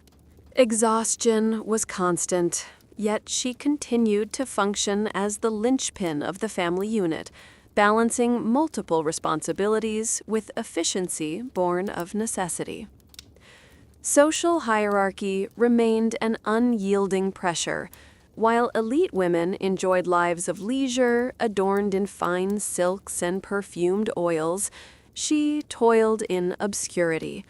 Her work was vital, yet invisible, her contributions unacknowledged by the broader society. Yet she understood the importance of her labor, not only for her family, but for the functioning of the rural economy.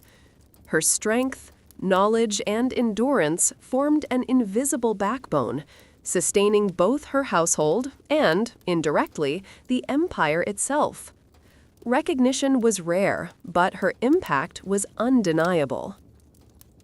Markets and social networks continued to provide small opportunities for agency. She could barter goods, negotiate for labor, and gather crucial information about debts, harvests, or opportunities in nearby communities. Gossip and local intelligence were valuable tools for navigating the complexities of village life.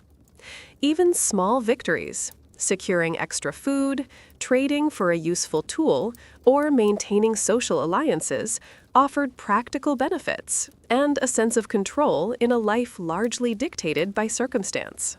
These moments of agency, though modest, were essential to household survival. Religion and ritual offered both structure and solace. Household shrines, daily prayers, and offerings to gods provided a framework for understanding misfortune and seeking protection. Festivals and communal ceremonies were rare breaks from labor, opportunities for social interaction, and brief moments of joy. Faith was both practical and psychological, offering reassurance, meaning, and a sense of order in a life defined by hardship. Even small rituals, lighting a lamp for a deity or leaving an offering for a safe harvest, provided psychological comfort and continuity. Nutrition was an ever-present concern. Meals were dictated by availability, usually simple and repetitive. Grains formed the staple, supplemented by legumes, vegetables, and occasional dairy products. Meat and fish were rare indulgences, accessible only through bartering, luck, or special occasions. Preservation methods, drying, salting, and careful storage were essential. Hunger remained a constant threat, particularly as her aging body required careful attention to maintain energy and strength. Her relationship with food was practical and strategic, focused on survival rather than pleasure. Health and hygiene challenges intensified with age. Water scarcity, unsanitary living conditions, and exposure to disease continued to threaten her well-being. Minor injuries or illnesses could become serious or even fatal due to her diminished resilience. Knowledge of herbal remedies and folk medicine remained critical. Every ache, chronic condition, or bruise reminded her of vulnerability, Yet her endurance remained extraordinary. Her survival depended on both accumulated knowledge and the careful management of her declining physical capacities. Despite physical decline, her accumulated experience granted her a unique authority. She became a mentor, teacher, and mediator within her household and community.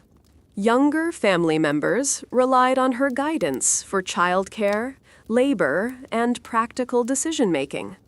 Her wisdom, shaped by decades of survival and observation, ensured that the household functioned efficiently and that mistakes were minimized. Authority derived from experience rather than wealth or status, yet it was effective and respected.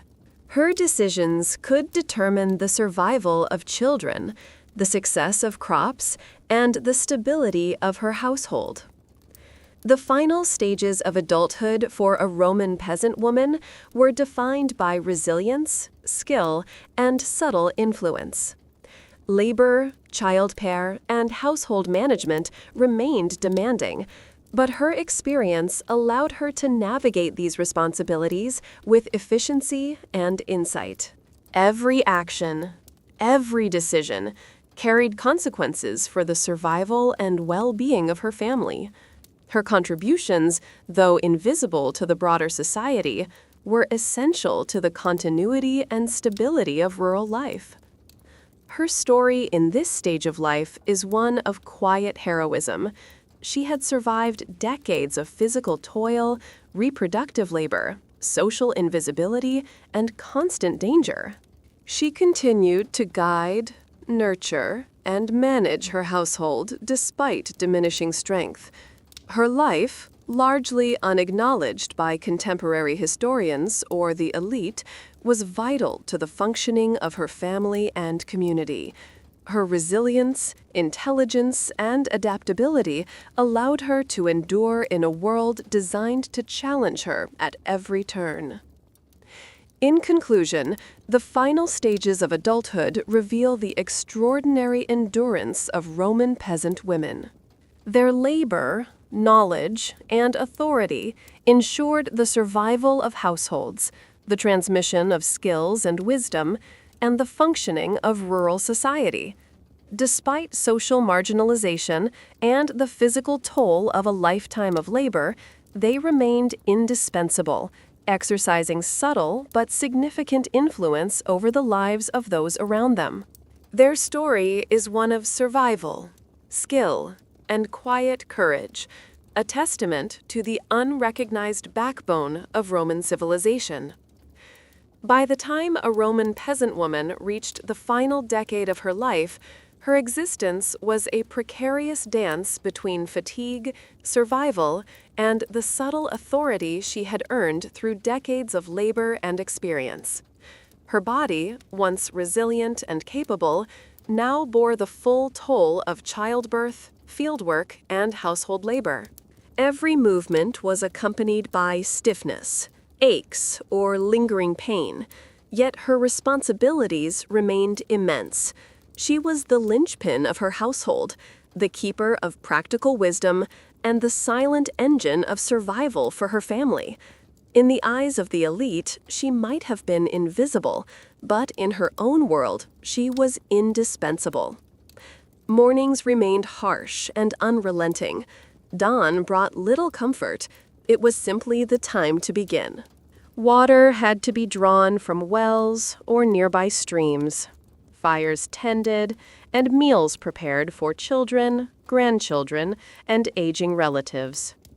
Her own nourishment was often the last consideration, consumed in quick, modest portions after everyone else had eaten. Hunger and fatigue were constant companions, but she had learned to endure, prioritizing others while conserving enough energy to sustain her diminishing strength. Her body, though fragile, still functioned as the primary engine of her household's survival. Labor persisted, though its form shifted slightly. Heavy fieldwork often fell to younger family members, but she oversaw agricultural activities, ensuring crops were planted, tended, and harvested correctly. Livestock required attention, from feeding to protecting against disease or predators. Mistakes could be catastrophic. A spoiled harvest or a sick animal could imperil months of hard labor and food security. Her decades of accumulated experience allowed her to supervise efficiently, guide younger workers, and anticipate problems before they became crises. Even as her strength waned, her mind remained sharp, a repository of knowledge that was essential for survival. Childcare and household management continued to define her daily life. Grandchildren or younger relatives often fell under her care, and their health, nutrition, and education were her responsibility. Disease was a constant threat, with dysentery, respiratory infections, and parasites claiming lives indiscriminately. Remedies were rudimentary, relying on herbal medicine, folk practices, and observation. Each healthy child was a triumph.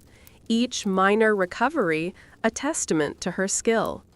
Her ability to protect and nurture the young became even more critical as she aged, her wisdom compensating for physical decline. Reproductive labor had largely ended, but its legacy was profound. Her body bore permanent evidence of multiple pregnancies, weakened bones, scars, and chronic fatigue. Childbirth had been a dangerous gamble, and the survival of her children and grandchildren depended on the lessons she had learned through her own experiences. She guided younger women in pregnancy and childbirth, passing down vital knowledge that could save lives.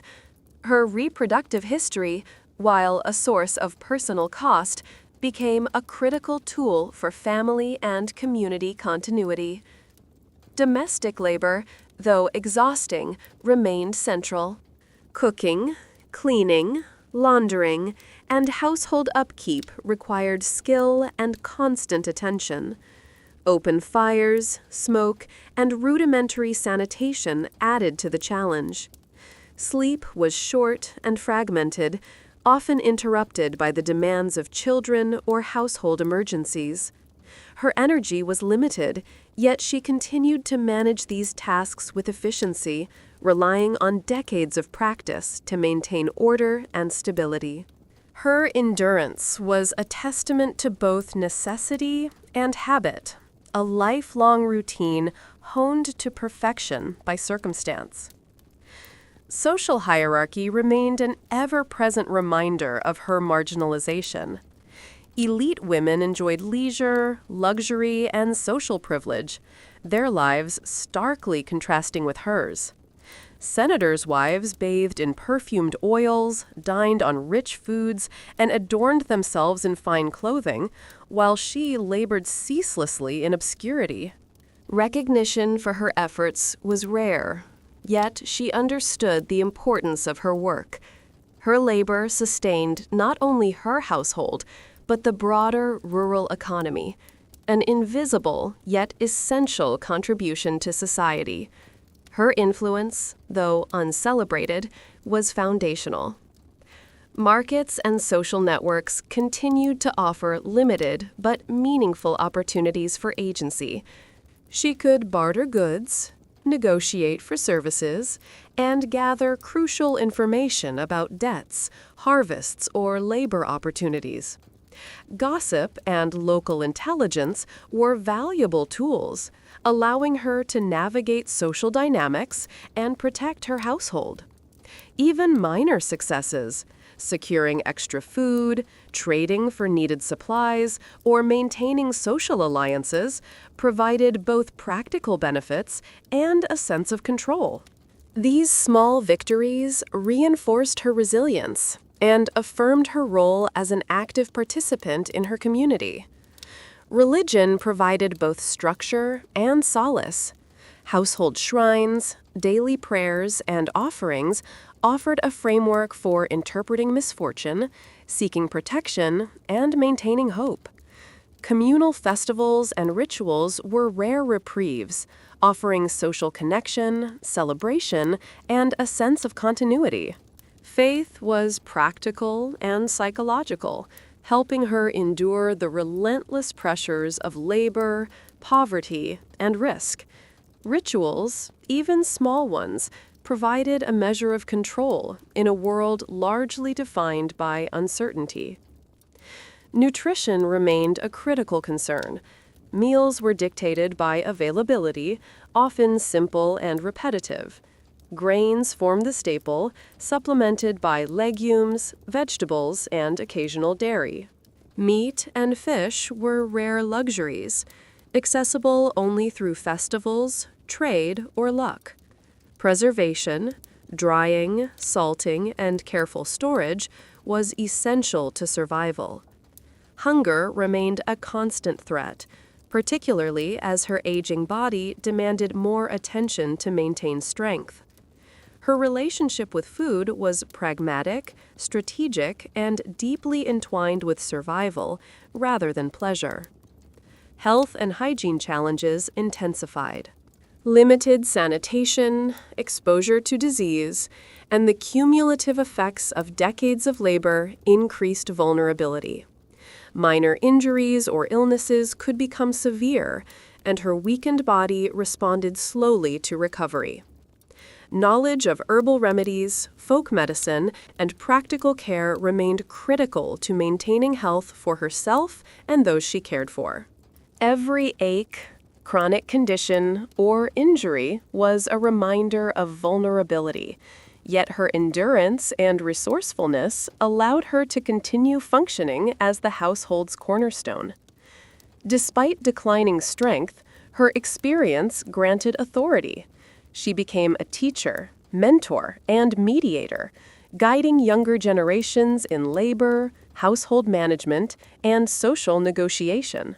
Her decisions had tangible consequences for survival, influencing crop management, childcare, and social relations.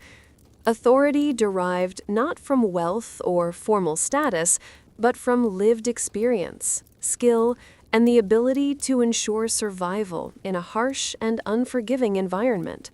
Her wisdom and guidance shaped the lives of those around her, ensuring continuity and stability. The final decade of adulthood was defined by resilience, subtle authority, and enduring labor. Her physical abilities had diminished, but her knowledge and judgment remained sharp. Every task, from supervising agriculture to caring for children, carried significance for the household survival. Her contributions, though invisible to the broader society, were vital. She ensured continuity, stability, and survival, demonstrating that endurance and intelligence were as crucial as physical strength. Her story at this stage is one of quiet heroism. She had survived decades of labor, reproductive risk, social marginalization, and constant danger. She continued to guide, nurture, and manage her household despite diminished strength. Her life, largely unrecognized by the elite, was essential to the functioning of her family and community. Her resilience, skill, and ingenuity allowed her to endure a world designed to challenge her at every turn. In conclusion, the final decade of adulthood illuminates the extraordinary endurance of Roman peasant women. Their labor, wisdom, and subtle authority ensured the survival of households, the transmission of households, and the functioning of rural society. Despite social marginalization and the physical toll of a lifetime of work, they remained indispensable. Their story is one of survival, skill, and quiet courage, a testament to the unacknowledged backbone of Roman civilization. By the time a Roman peasant woman reached what might be considered the twilight of her life, her existence was a tenuous balancing act between frailty, survival, and the quiet authority she had earned through decades of relentless labor. Her body, once a tireless engine of work, had become a fragile vessel, bearing the scars of childbirth, fieldwork, and household toil. Every movement carried aches, stiffness, and reminders of a life lived in near constant motion. Yet, despite declining strength, her role within the household and the broader rural community remained crucial. She was both a caretaker and a strategist, a living repository of knowledge that no one else possessed. Mornings began as they had for decades, harsh, urgent, and unyielding. She rose before sunrise, compelled by duty more than desire. Fires had to be kindled, water drawn from wells or streams, and meals prepared for children, grandchildren, or even aging relatives.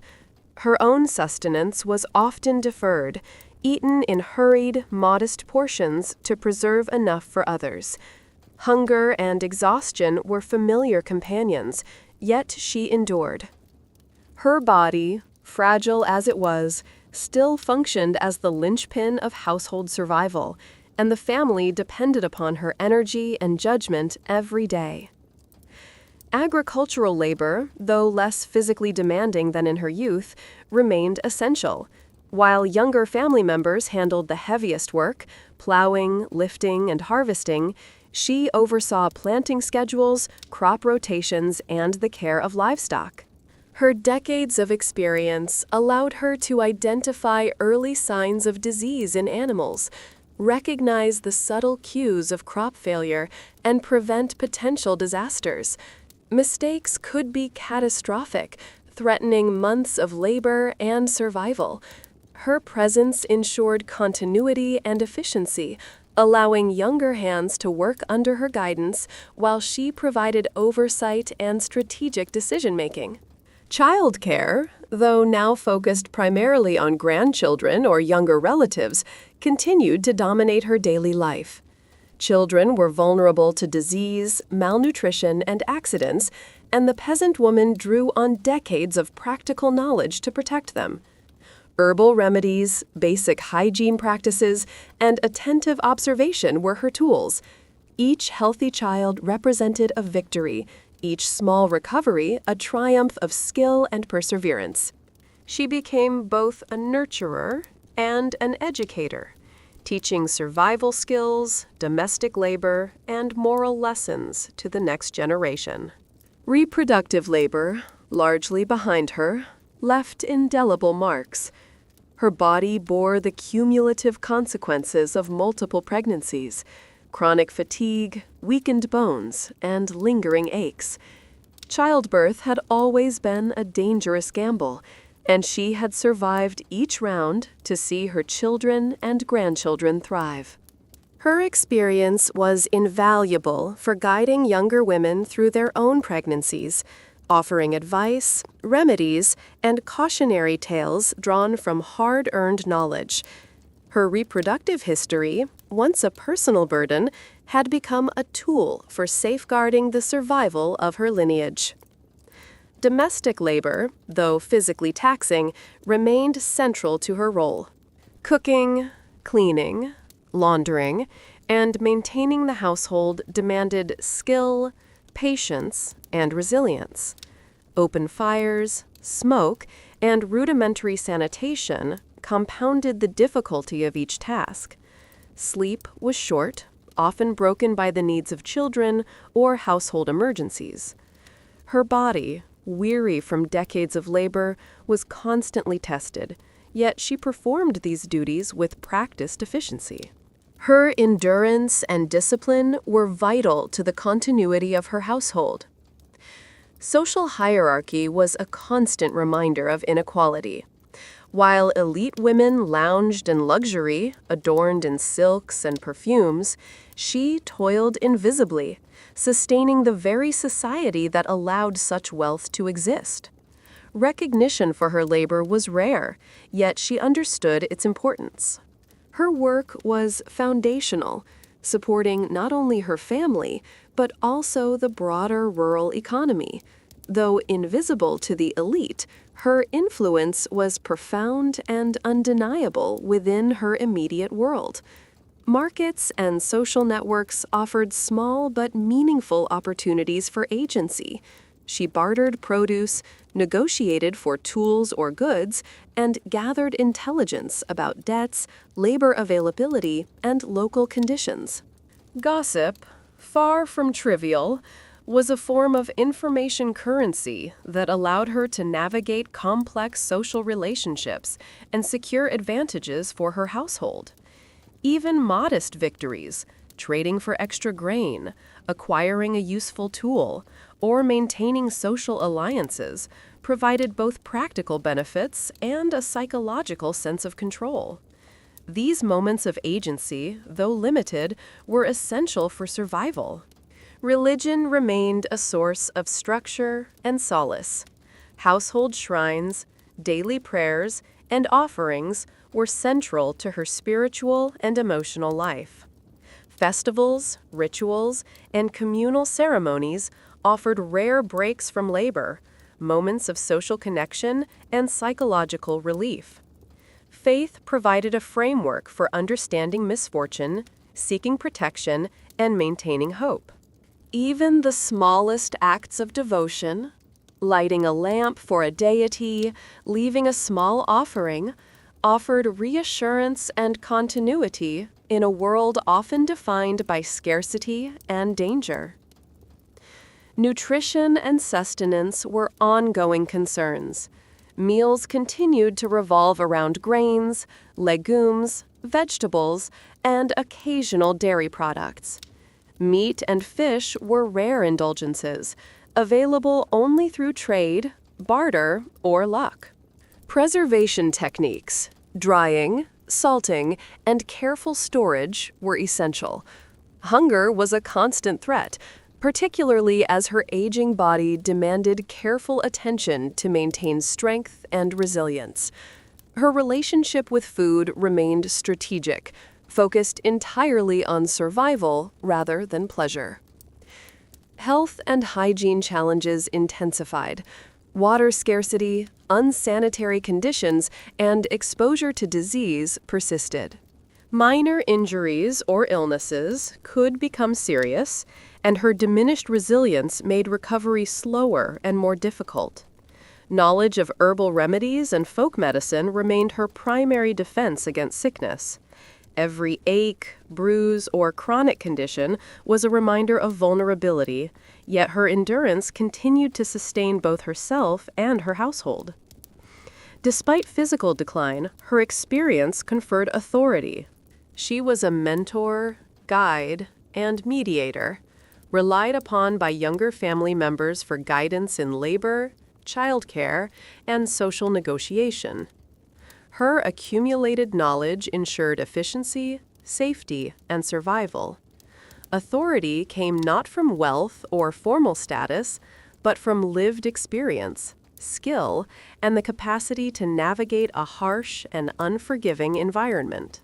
Her influence shaped the household and the local community, guiding decisions that determined survival, stability, and well-being. The twilight years of a Roman peasant woman were defined by resilience, practical authority, and continued labor. While her physical abilities had diminished, her wisdom, judgment, and strategic thinking allowed her to maintain control over her household and influence her community. Every task, every decision, carried weight and consequence. Her contributions, though largely invisible to the elite, were vital to the continuity and survival of rural society. Her story at this stage is one of quiet heroism and enduring strength. She had survived decades of labor, reproductive risk, social marginalization, and constant threats. She continued to guide, nurture, and manage her household despite declining physical capacity.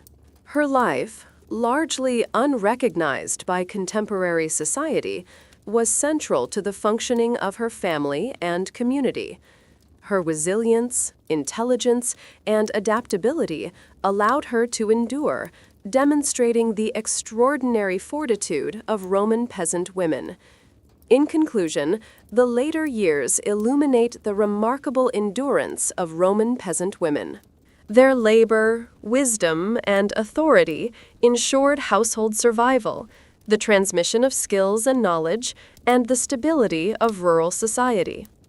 Despite social marginalization and the physical toll of a lifetime of work, they remained indispensable. Their story is one of survival, intelligence, and quiet courage, a testament to the unacknowledged backbone of Roman civilization. As a Roman peasant woman entered the final stretches of her life, her existence became an intricate balance between vulnerability, endurance, and subtle authority. Her body, once a tireless instrument of labor, now bore the cumulative effects of decades spent bending over fields, carrying water, and giving birth.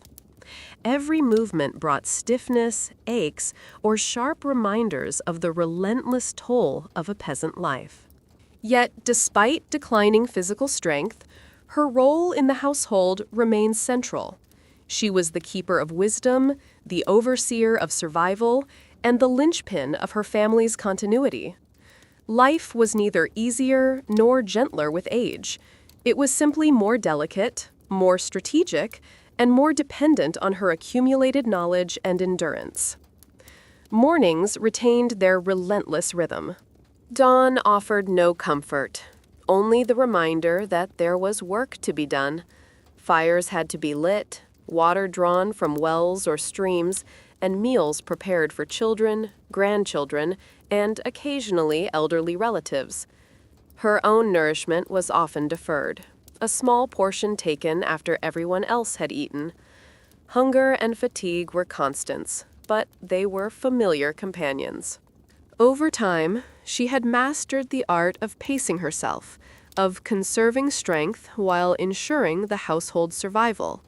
Her frail body was still the engine of the family, and her presence remained indispensable. Agricultural work, though increasingly shared with younger family members, still demanded her oversight. She supervised planting, harvesting, and livestock care, ensuring that decades of experience informed every decision. Crops required constant attention, and a single mistake, ill-timed planting, disease in animals, or spoiled grain, could imperil months of labor. Her guidance allowed younger workers to avoid such pitfalls. Though her physical contribution had diminished, her strategic oversight, intuition, and knowledge of the land made her an essential figure in maintaining the household's stability. Childcare responsibilities shifted primarily to grandchildren, but they were no less demanding. Children remained vulnerable to disease, accidents, and malnutrition, and her knowledge of herbal remedies and practical care was vital. Each healthy child represented not only a personal triumph, but also the survival of the household line.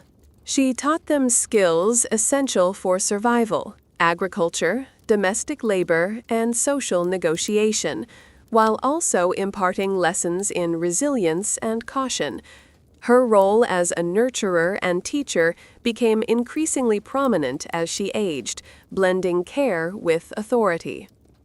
Reproductive labor, though mostly behind her, had left lasting effects. Multiple pregnancies had weakened her constitution, left scars, and made her susceptible to chronic ailments. Childbirth had always been risky, and each surviving child was a testament to her endurance.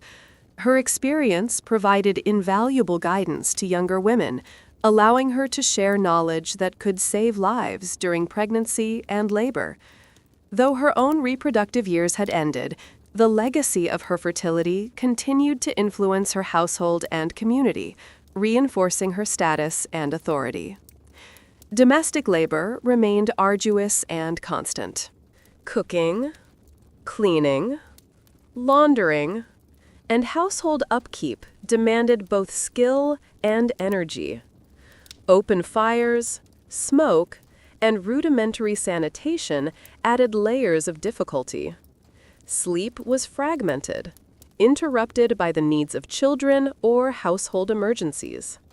Despite these challenges, she continued to maintain order and stability, drawing on decades of practice and endurance. Her efficiency ensured that her household functioned as a unit, preserving the well-being of every member and preventing small crises from spiraling into catastrophe. Social hierarchy remained an unyielding pressure.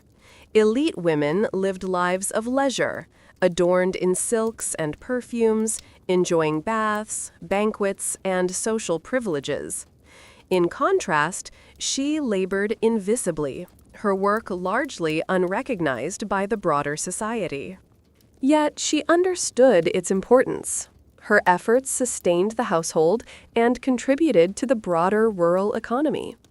Though unseen by the elite, her influence was profound, cemented in the survival and well-being of her family and community. Markets and social networks provided limited avenues for agency. She bartered goods, negotiated services, and gathered information about local conditions, debts, and labor availability. Gossip was far from trivial. It was intelligence, a tool for survival.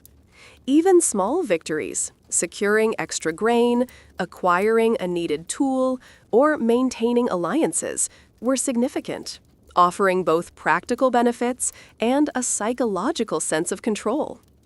In these moments, her influence and agency were tangible, allowing her to shape her family's prospects despite limited resources and societal constraints. Religion offered structure, hope, and psychological solace. Household shrines, daily prayers, and offerings were integral to her routine, framing the hardships of life in terms of spiritual understanding. Festivals and communal rituals provided rare breaks from labor, opportunities for social connection, and moments of collective celebration. Faith was both practical and emotional, offering comfort, guidance, and a sense of control in a life defined by scarcity and unpredictability. Even small acts of devotion, a prayer, an offering, lighting a lamp, provided reassurance and continuity. Nutrition remained a constant concern. Meals were simple, dictated by availability: grains, legumes, vegetables, and occasional dairy. Meat and fish were rare treats, often accessible only through barter, luck, or religious festivals. Preservation, drying, salting, and careful storage was crucial. Hunger and malnutrition were ever-present threats, particularly as her aging body required attention to maintain strength. Food was a tool for survival, a carefully rationed resource rather than a source of pleasure. Health and hygiene challenges were ever-present and increasingly severe. Limited sanitation, exposure to disease, and the cumulative toll of decades of labor left her vulnerable. Minor injuries could become serious, and illnesses were dangerous. Herbal remedies, folk medicine, and practical knowledge were her primary defenses. Every ache or chronic condition was a reminder of vulnerability, yet she continued to function as the cornerstone of her household. Her endurance was not accidental. It was the result of decades of learned resilience, careful management, and strategic effort. Despite diminishing physical capacity, her experience granted authority. She was a teacher, mentor, and mediator, relied upon for guidance in domestic labor, childcare, and social negotiation. Her decisions had direct consequences for survival, stability, and well-being. Authority was informal but effective, rooted in the practical knowledge of survival, efficiency, and foresight. Her guidance ensured that the household operated smoothly and that younger family members were prepared to navigate the challenges of rural life.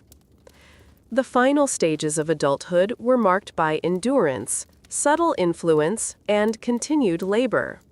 While her body weakened, her wisdom and strategic thinking allowed her to maintain control over her household and influence the community. Each action, each decision carried weight and consequence. Her contributions, though largely invisible to the elite, were vital to the continuity and stability of her family and rural society. Her story in this stage is one of quiet heroism. She had survived decades of physical toil, reproductive labor, social marginalization, and constant danger. She continued to guide, nurture, and manage her household despite physical decline. Her life, largely unrecognized, was central to the functioning of her family and community. Her resilience, skill, and ingenuity allowed her to endure a world designed to challenge her at every turn. In conclusion, the final stages of life illuminate the remarkable endurance of Roman peasant women. Their labor, knowledge, and subtle authority ensured household survival, the transmission of skills and wisdom, and the stability of rural life. Despite societal marginalization and the physical toll of decades of work, they remained indispensable. Their story is one of survival, intelligence, and quiet courage, a testament to the unacknowledged backbone of Roman civilization. By the time a Roman peasant woman reached her very old age, life had become a delicate negotiation between vulnerability, accumulated wisdom, and the relentless demands of survival. Her body, once a tireless instrument of labor, now bore the indelible marks of decades of childbirth, agricultural toil, and household management. Every movement was accompanied by stiffness, aches, and reminders of years spent in constant motion. Yet, despite physical decline, she remained the linchpin of her household, the repository of essential knowledge, and the guiding hand behind the survival of her family. Age did not confer rest. It conferred responsibility tempered by experience. Mornings continued to arrive with their customary urgency. Dawn offered no comfort, only a summons to action. Water had to be drawn, fires lit, and breakfast prepared for grandchildren, adult children, or sometimes even aging relatives. Her own sustenance was often taken last, in small portions after others had eaten. Hunger and fatigue were constant companions, but over decades she had learned to endure them. Her frail body still functioned as the heart of the household, providing structure, care, and continuity. Every movement, every task mattered to the survival of those who relied on her. Fieldwork, though now largely performed by younger family members, remained under her supervision. She oversaw the planting, tending, and harvesting of crops, ensuring that decades of accumulated knowledge informed every decision. Livestock required her watchful eye. Disease, predators, or mismanagement could destroy months of labor and threaten the family's survival. Her guidance allowed younger hands to work effectively while avoiding costly mistakes. Though her physical strength had diminished, her strategic insight, experience, and intuition were more valuable than ever. Childcare, now focused mainly on grandchildren, remained demanding. Children were vulnerable to illness, injury, and malnutrition. She relied on her extensive knowledge of herbal remedies, practical care, and observation to protect them. Each healthy child represented both survival and continuity, and each recovery from sickness a testament to her skill. She also served as an educator, teaching essential domestic and agricultural skills, imparting lessons in resilience, and preparing the younger generation to face a harsh world. Her authority was quiet but absolute, grounded in experience rather than formal status. Reproductive labor, long behind her, had left permanent effects. Multiple pregnancies had weakened her body, left scars, and made her susceptible to chronic ailments. Childbirth had always risky, and each surviving child had required extraordinary endurance. Her accumulated experience became an essential resource for guiding younger women through their own pregnancies, offering advice, remedies, and cautionary stories. Even in old age, the legacy of her reproductive labor continued to shape the survival and well-being of her family. Domestic labor, though physically taxing, remained central. Cooking, cleaning, laundering, and general household management demanded skill and constant attention. Fires, smoke, and poor sanitation made each task more difficult. Sleep was fragmented and brief, often interrupted by the needs of children, grandchildren, or emergencies. Yet she continued to maintain order, stability, and continuity, drawing on decades of practice and resilience. Her efficiency ensured that the household functioned, preserving both physical survival and social harmony. Social hierarchy remained a constant reminder of her marginalization. While elite women enjoyed leisure, luxury, and public recognition, she labored invisibly, her work foundational yet unacknowledged. Senators' wives bathed in perfumed oils and adorned themselves with fine silks, while she endured physical toil, hunger, and exposure. Yet she understood her importance. Her labor sustained the household and contributed indirectly to the broader rural economy.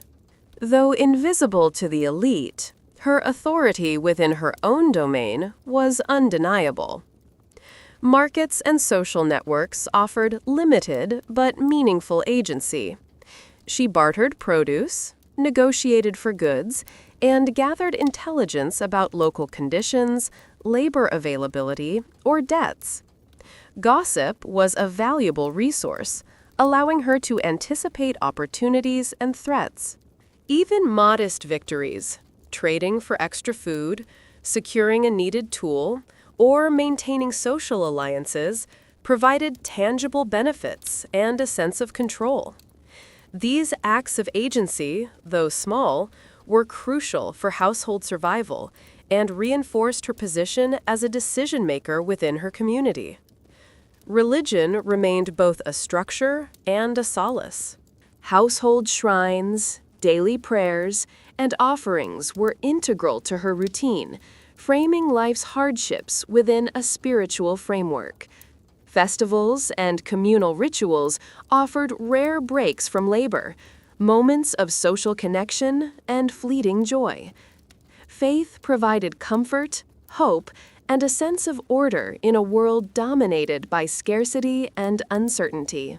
Even small acts of devotion, a lamp lit to a deity or a humble offering, offered psychological support and a sense of continuity in a life defined by hardship.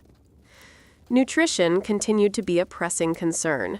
Meals were simple, dictated by availability: grains, legumes, vegetables, and occasional dairy. Meat and fish remained rare indulgences, accessible only through barter, trade, or festivals. Preservation techniques, drying, salting, and careful storage were essential. Hunger remained a constant threat, particularly for an aging body whose energy reserves were limited. Food was carefully rationed and strategically consumed, always with an eye toward maintaining strength for survival. Health and hygiene challenges grew more severe. Limited sanitation, exposure to disease, and the cumulative effects of decades of labor left her increasingly vulnerable. Minor injuries could become dangerous, and illness could strike quickly with lasting consequences. Herbal remedies, folk medicine, and practical knowledge remained her primary defenses. Each ache, bruise, or chronic condition was a reminder of mortality, yet she continued to function as the household's central organizer and protector. Her resilience was born of experience, foresight, and necessity. Despite declining physical ability, her accumulated experience conferred significant authority. She was a teacher, mediator, and strategist, relied upon for guidance in household management, childcare, and agricultural decisions. Her decisions had direct consequences for survival and stability. Authority was informal but potent, grounded in her ability to navigate challenges and ensure continuity.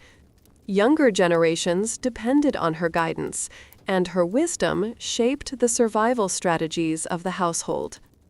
The final stage of a Roman peasant woman's life was defined by endurance, subtle authority, and continued labor. Physical decline did not erase her influence. Her judgment, knowledge, and experience ensured that the household remained functional and that younger generations were prepared for the hardships of rural life. Each task, every decision, had significance for survival.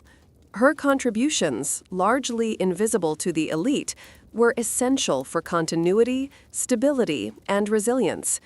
Her story at this stage is one of quiet heroism. She had survived decades of physical labor, reproductive risk, social marginalization, and constant danger.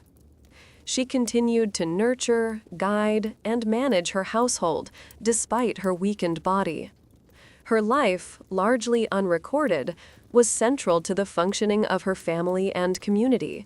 Her resilience, skill, and ingenuity allowed her to endure in a world that offered little support or recognition. In conclusion, the very old age of Roman peasant women reveals extraordinary endurance and quiet power. Their labor, wisdom, and subtle authority ensured household survival, the transmission of skills, and the stability of rural society. Despite societal neglect and the physical toll of decades of work, they remained indispensable. Their story is one of survival, intelligence, and courage, a testament to the unacknowledged backbone of Roman civilization.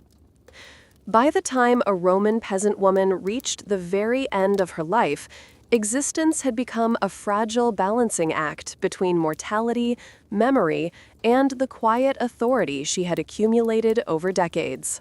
Her body, once tireless, now creaked under the weight of years, every movement accompanied by stiffness, aches, or sharp reminders of a life defined by toil. Yet, despite her frailty, she remained a cornerstone of her household, the keeper of wisdom, the strategist behind her family's survival, and the silent observer of life's relentless cycles. Age had stripped her of physical vigor, but it had sharpened her understanding of the world and reinforced her indispensable role. Mornings were no longer dominated by relentless labor, but the day still required her attention. Fires had to be tended, water drawn, and meals prepared for grandchildren, adult children, or occasionally elderly relatives. Her own nourishment was modest, often taken after others had eaten.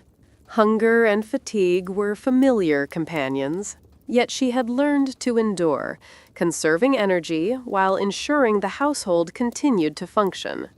Her presence, fragile though it was, remained vital. She orchestrated survival not through brute strength, but through experience, foresight, and subtle guidance. Fieldwork, now largely the domain of younger family members, still required her oversight. Planting, tending, and harvesting crops demanded knowledge accumulated over decades. Livestock, too, depended on her guidance. Illness, predators, or mismanagement could jeopardize months of labor and threaten the family's survival. Her strategic mind ensured that tasks were completed efficiently, that mistakes were avoided, and that the household's needs were met. Though her physical contribution had dwindled, her experience remained irreplaceable, and her advice was respected implicitly by all who worked alongside her. Childcare, now focused on grandchildren, remained a critical responsibility. Children were vulnerable to illness, injury, and malnutrition, and her knowledge of herbal remedies, hygiene, and attentive care was essential. Every healthy child was a triumph, a testament to her skill, and a continuation of the family line. She also served as a teacher, passing down practical knowledge, agricultural skills, domestic labor techniques, and social strategies. Her guidance ensured that the next generation was prepared for the hardships of peasant life. Authority was quiet but absolute, grounded in wisdom and survival experience rather than formal recognition. The physical consequences of reproductive labor were evident. Multiple pregnancies had left her weakened, marked by scars, and more susceptible to chronic ailments. Childbirth had always been a high-risk endeavor, and each surviving child represented extraordinary endurance.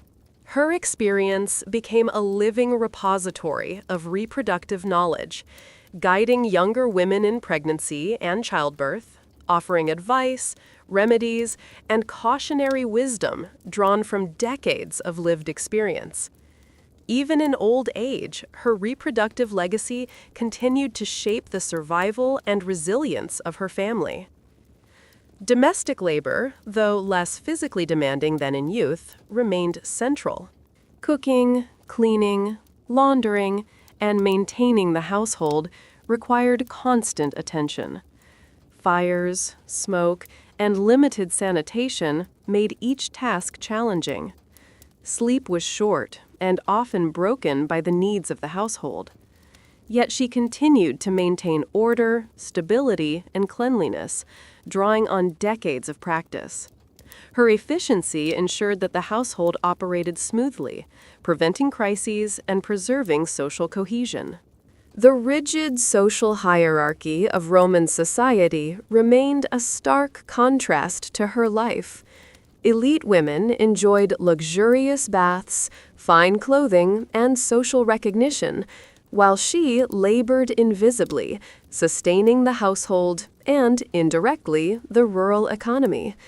Recognition from the elite was rare, yet her influence was profound. Her labor ensured survival, her knowledge directed younger generations, and her wisdom shaped the functioning of her household and community. Though invisible to the upper classes, her role was foundational, a quiet but essential pillar of society. Markets and social networks provided avenues for subtle agency. She bartered goods, negotiated services, and gathered intelligence about local conditions, labor availability, and social alliances. Gossip and practical information allowed her to navigate the complex realities of rural life. Even minor victories, securing extra grain, obtaining a needed tool, or maintaining alliances, were critical to survival. Her influence in these spheres, though modest, had tangible effects on the stability and well-being of her household. Religion offered structure, hope, and psychological support.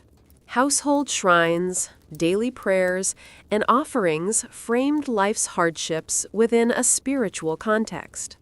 Festivals and communal rituals offered brief respites from labor, moments of social connection and collective celebration. Faith provided comfort and continuity, helping her endure the constant pressures of scarcity, labor, and risk. Even simple devotional acts, a lamp lit for a deity, a small offering, were acts of psychological preservation, grounding her in a larger cosmic order. Nutrition remained a daily concern. Meals were simple, dictated by availability: grains, legumes, vegetables, and occasional dairy. Meat and fish were rare treats, accessible primarily through barter or festivals. Preservation, drying, salting, careful storage, was essential to survival. Hunger remained a persistent threat, particularly as her aging body demanded careful attention to maintain energy. Food was a matter of strategy, survival, and rationing rather than pleasure, a reminder that sustenance was inseparable from endurance. Health challenges intensified. Limited sanitation, exposure to disease, and the cumulative effects of decades of labor made every minor injury or illness potentially serious. Herbal remedies and practical knowledge were her main defenses. Chronic aches, stiffness, and fatigue were constant companions, yet she continued to function as the household's central organizer and protector. Her resilience was born of necessity, experience, and resourcefulness. Despite declining physical abilities, her experience granted authority. She was a teacher, mediator, and strategist, relied upon for guidance in household, childcare, and agricultural matters. Her decisions had direct consequences for survival, stability, and well-being. Authority, informal but potent, rested on the ability to navigate challenges and ensure continuity. Younger generations depended on her judgment, and her guidance shaped the household's strategies for enduring hardship. In her final stage of life, a Roman peasant woman embodied quiet heroism. She had endured decades of labor, reproductive risk, social marginalization, and constant threat. She continued to guide, nurture, and manage her household despite her frailty. Her life, largely unrecognized by the elite or chroniclers, was essential to the survival and cohesion of her family and community. Her endurance, skill, and ingenuity were a testament to the human capacity to adapt, survive, and maintain influence under the harshest conditions. Ultimately, the last chapter of a Roman peasant woman's life underscores the extraordinary resilience of women who lived on society's margins. Their labor, wisdom, and subtle authority ensured household survival, the transmission of skills, and the stability of rural life. Despite societal neglect and the physical toll of a lifetime of work, they remained indispensable. Their story is one of survival, intelligence, quiet courage, and endurance, a testament to the unacknowledged backbone of Roman civilization.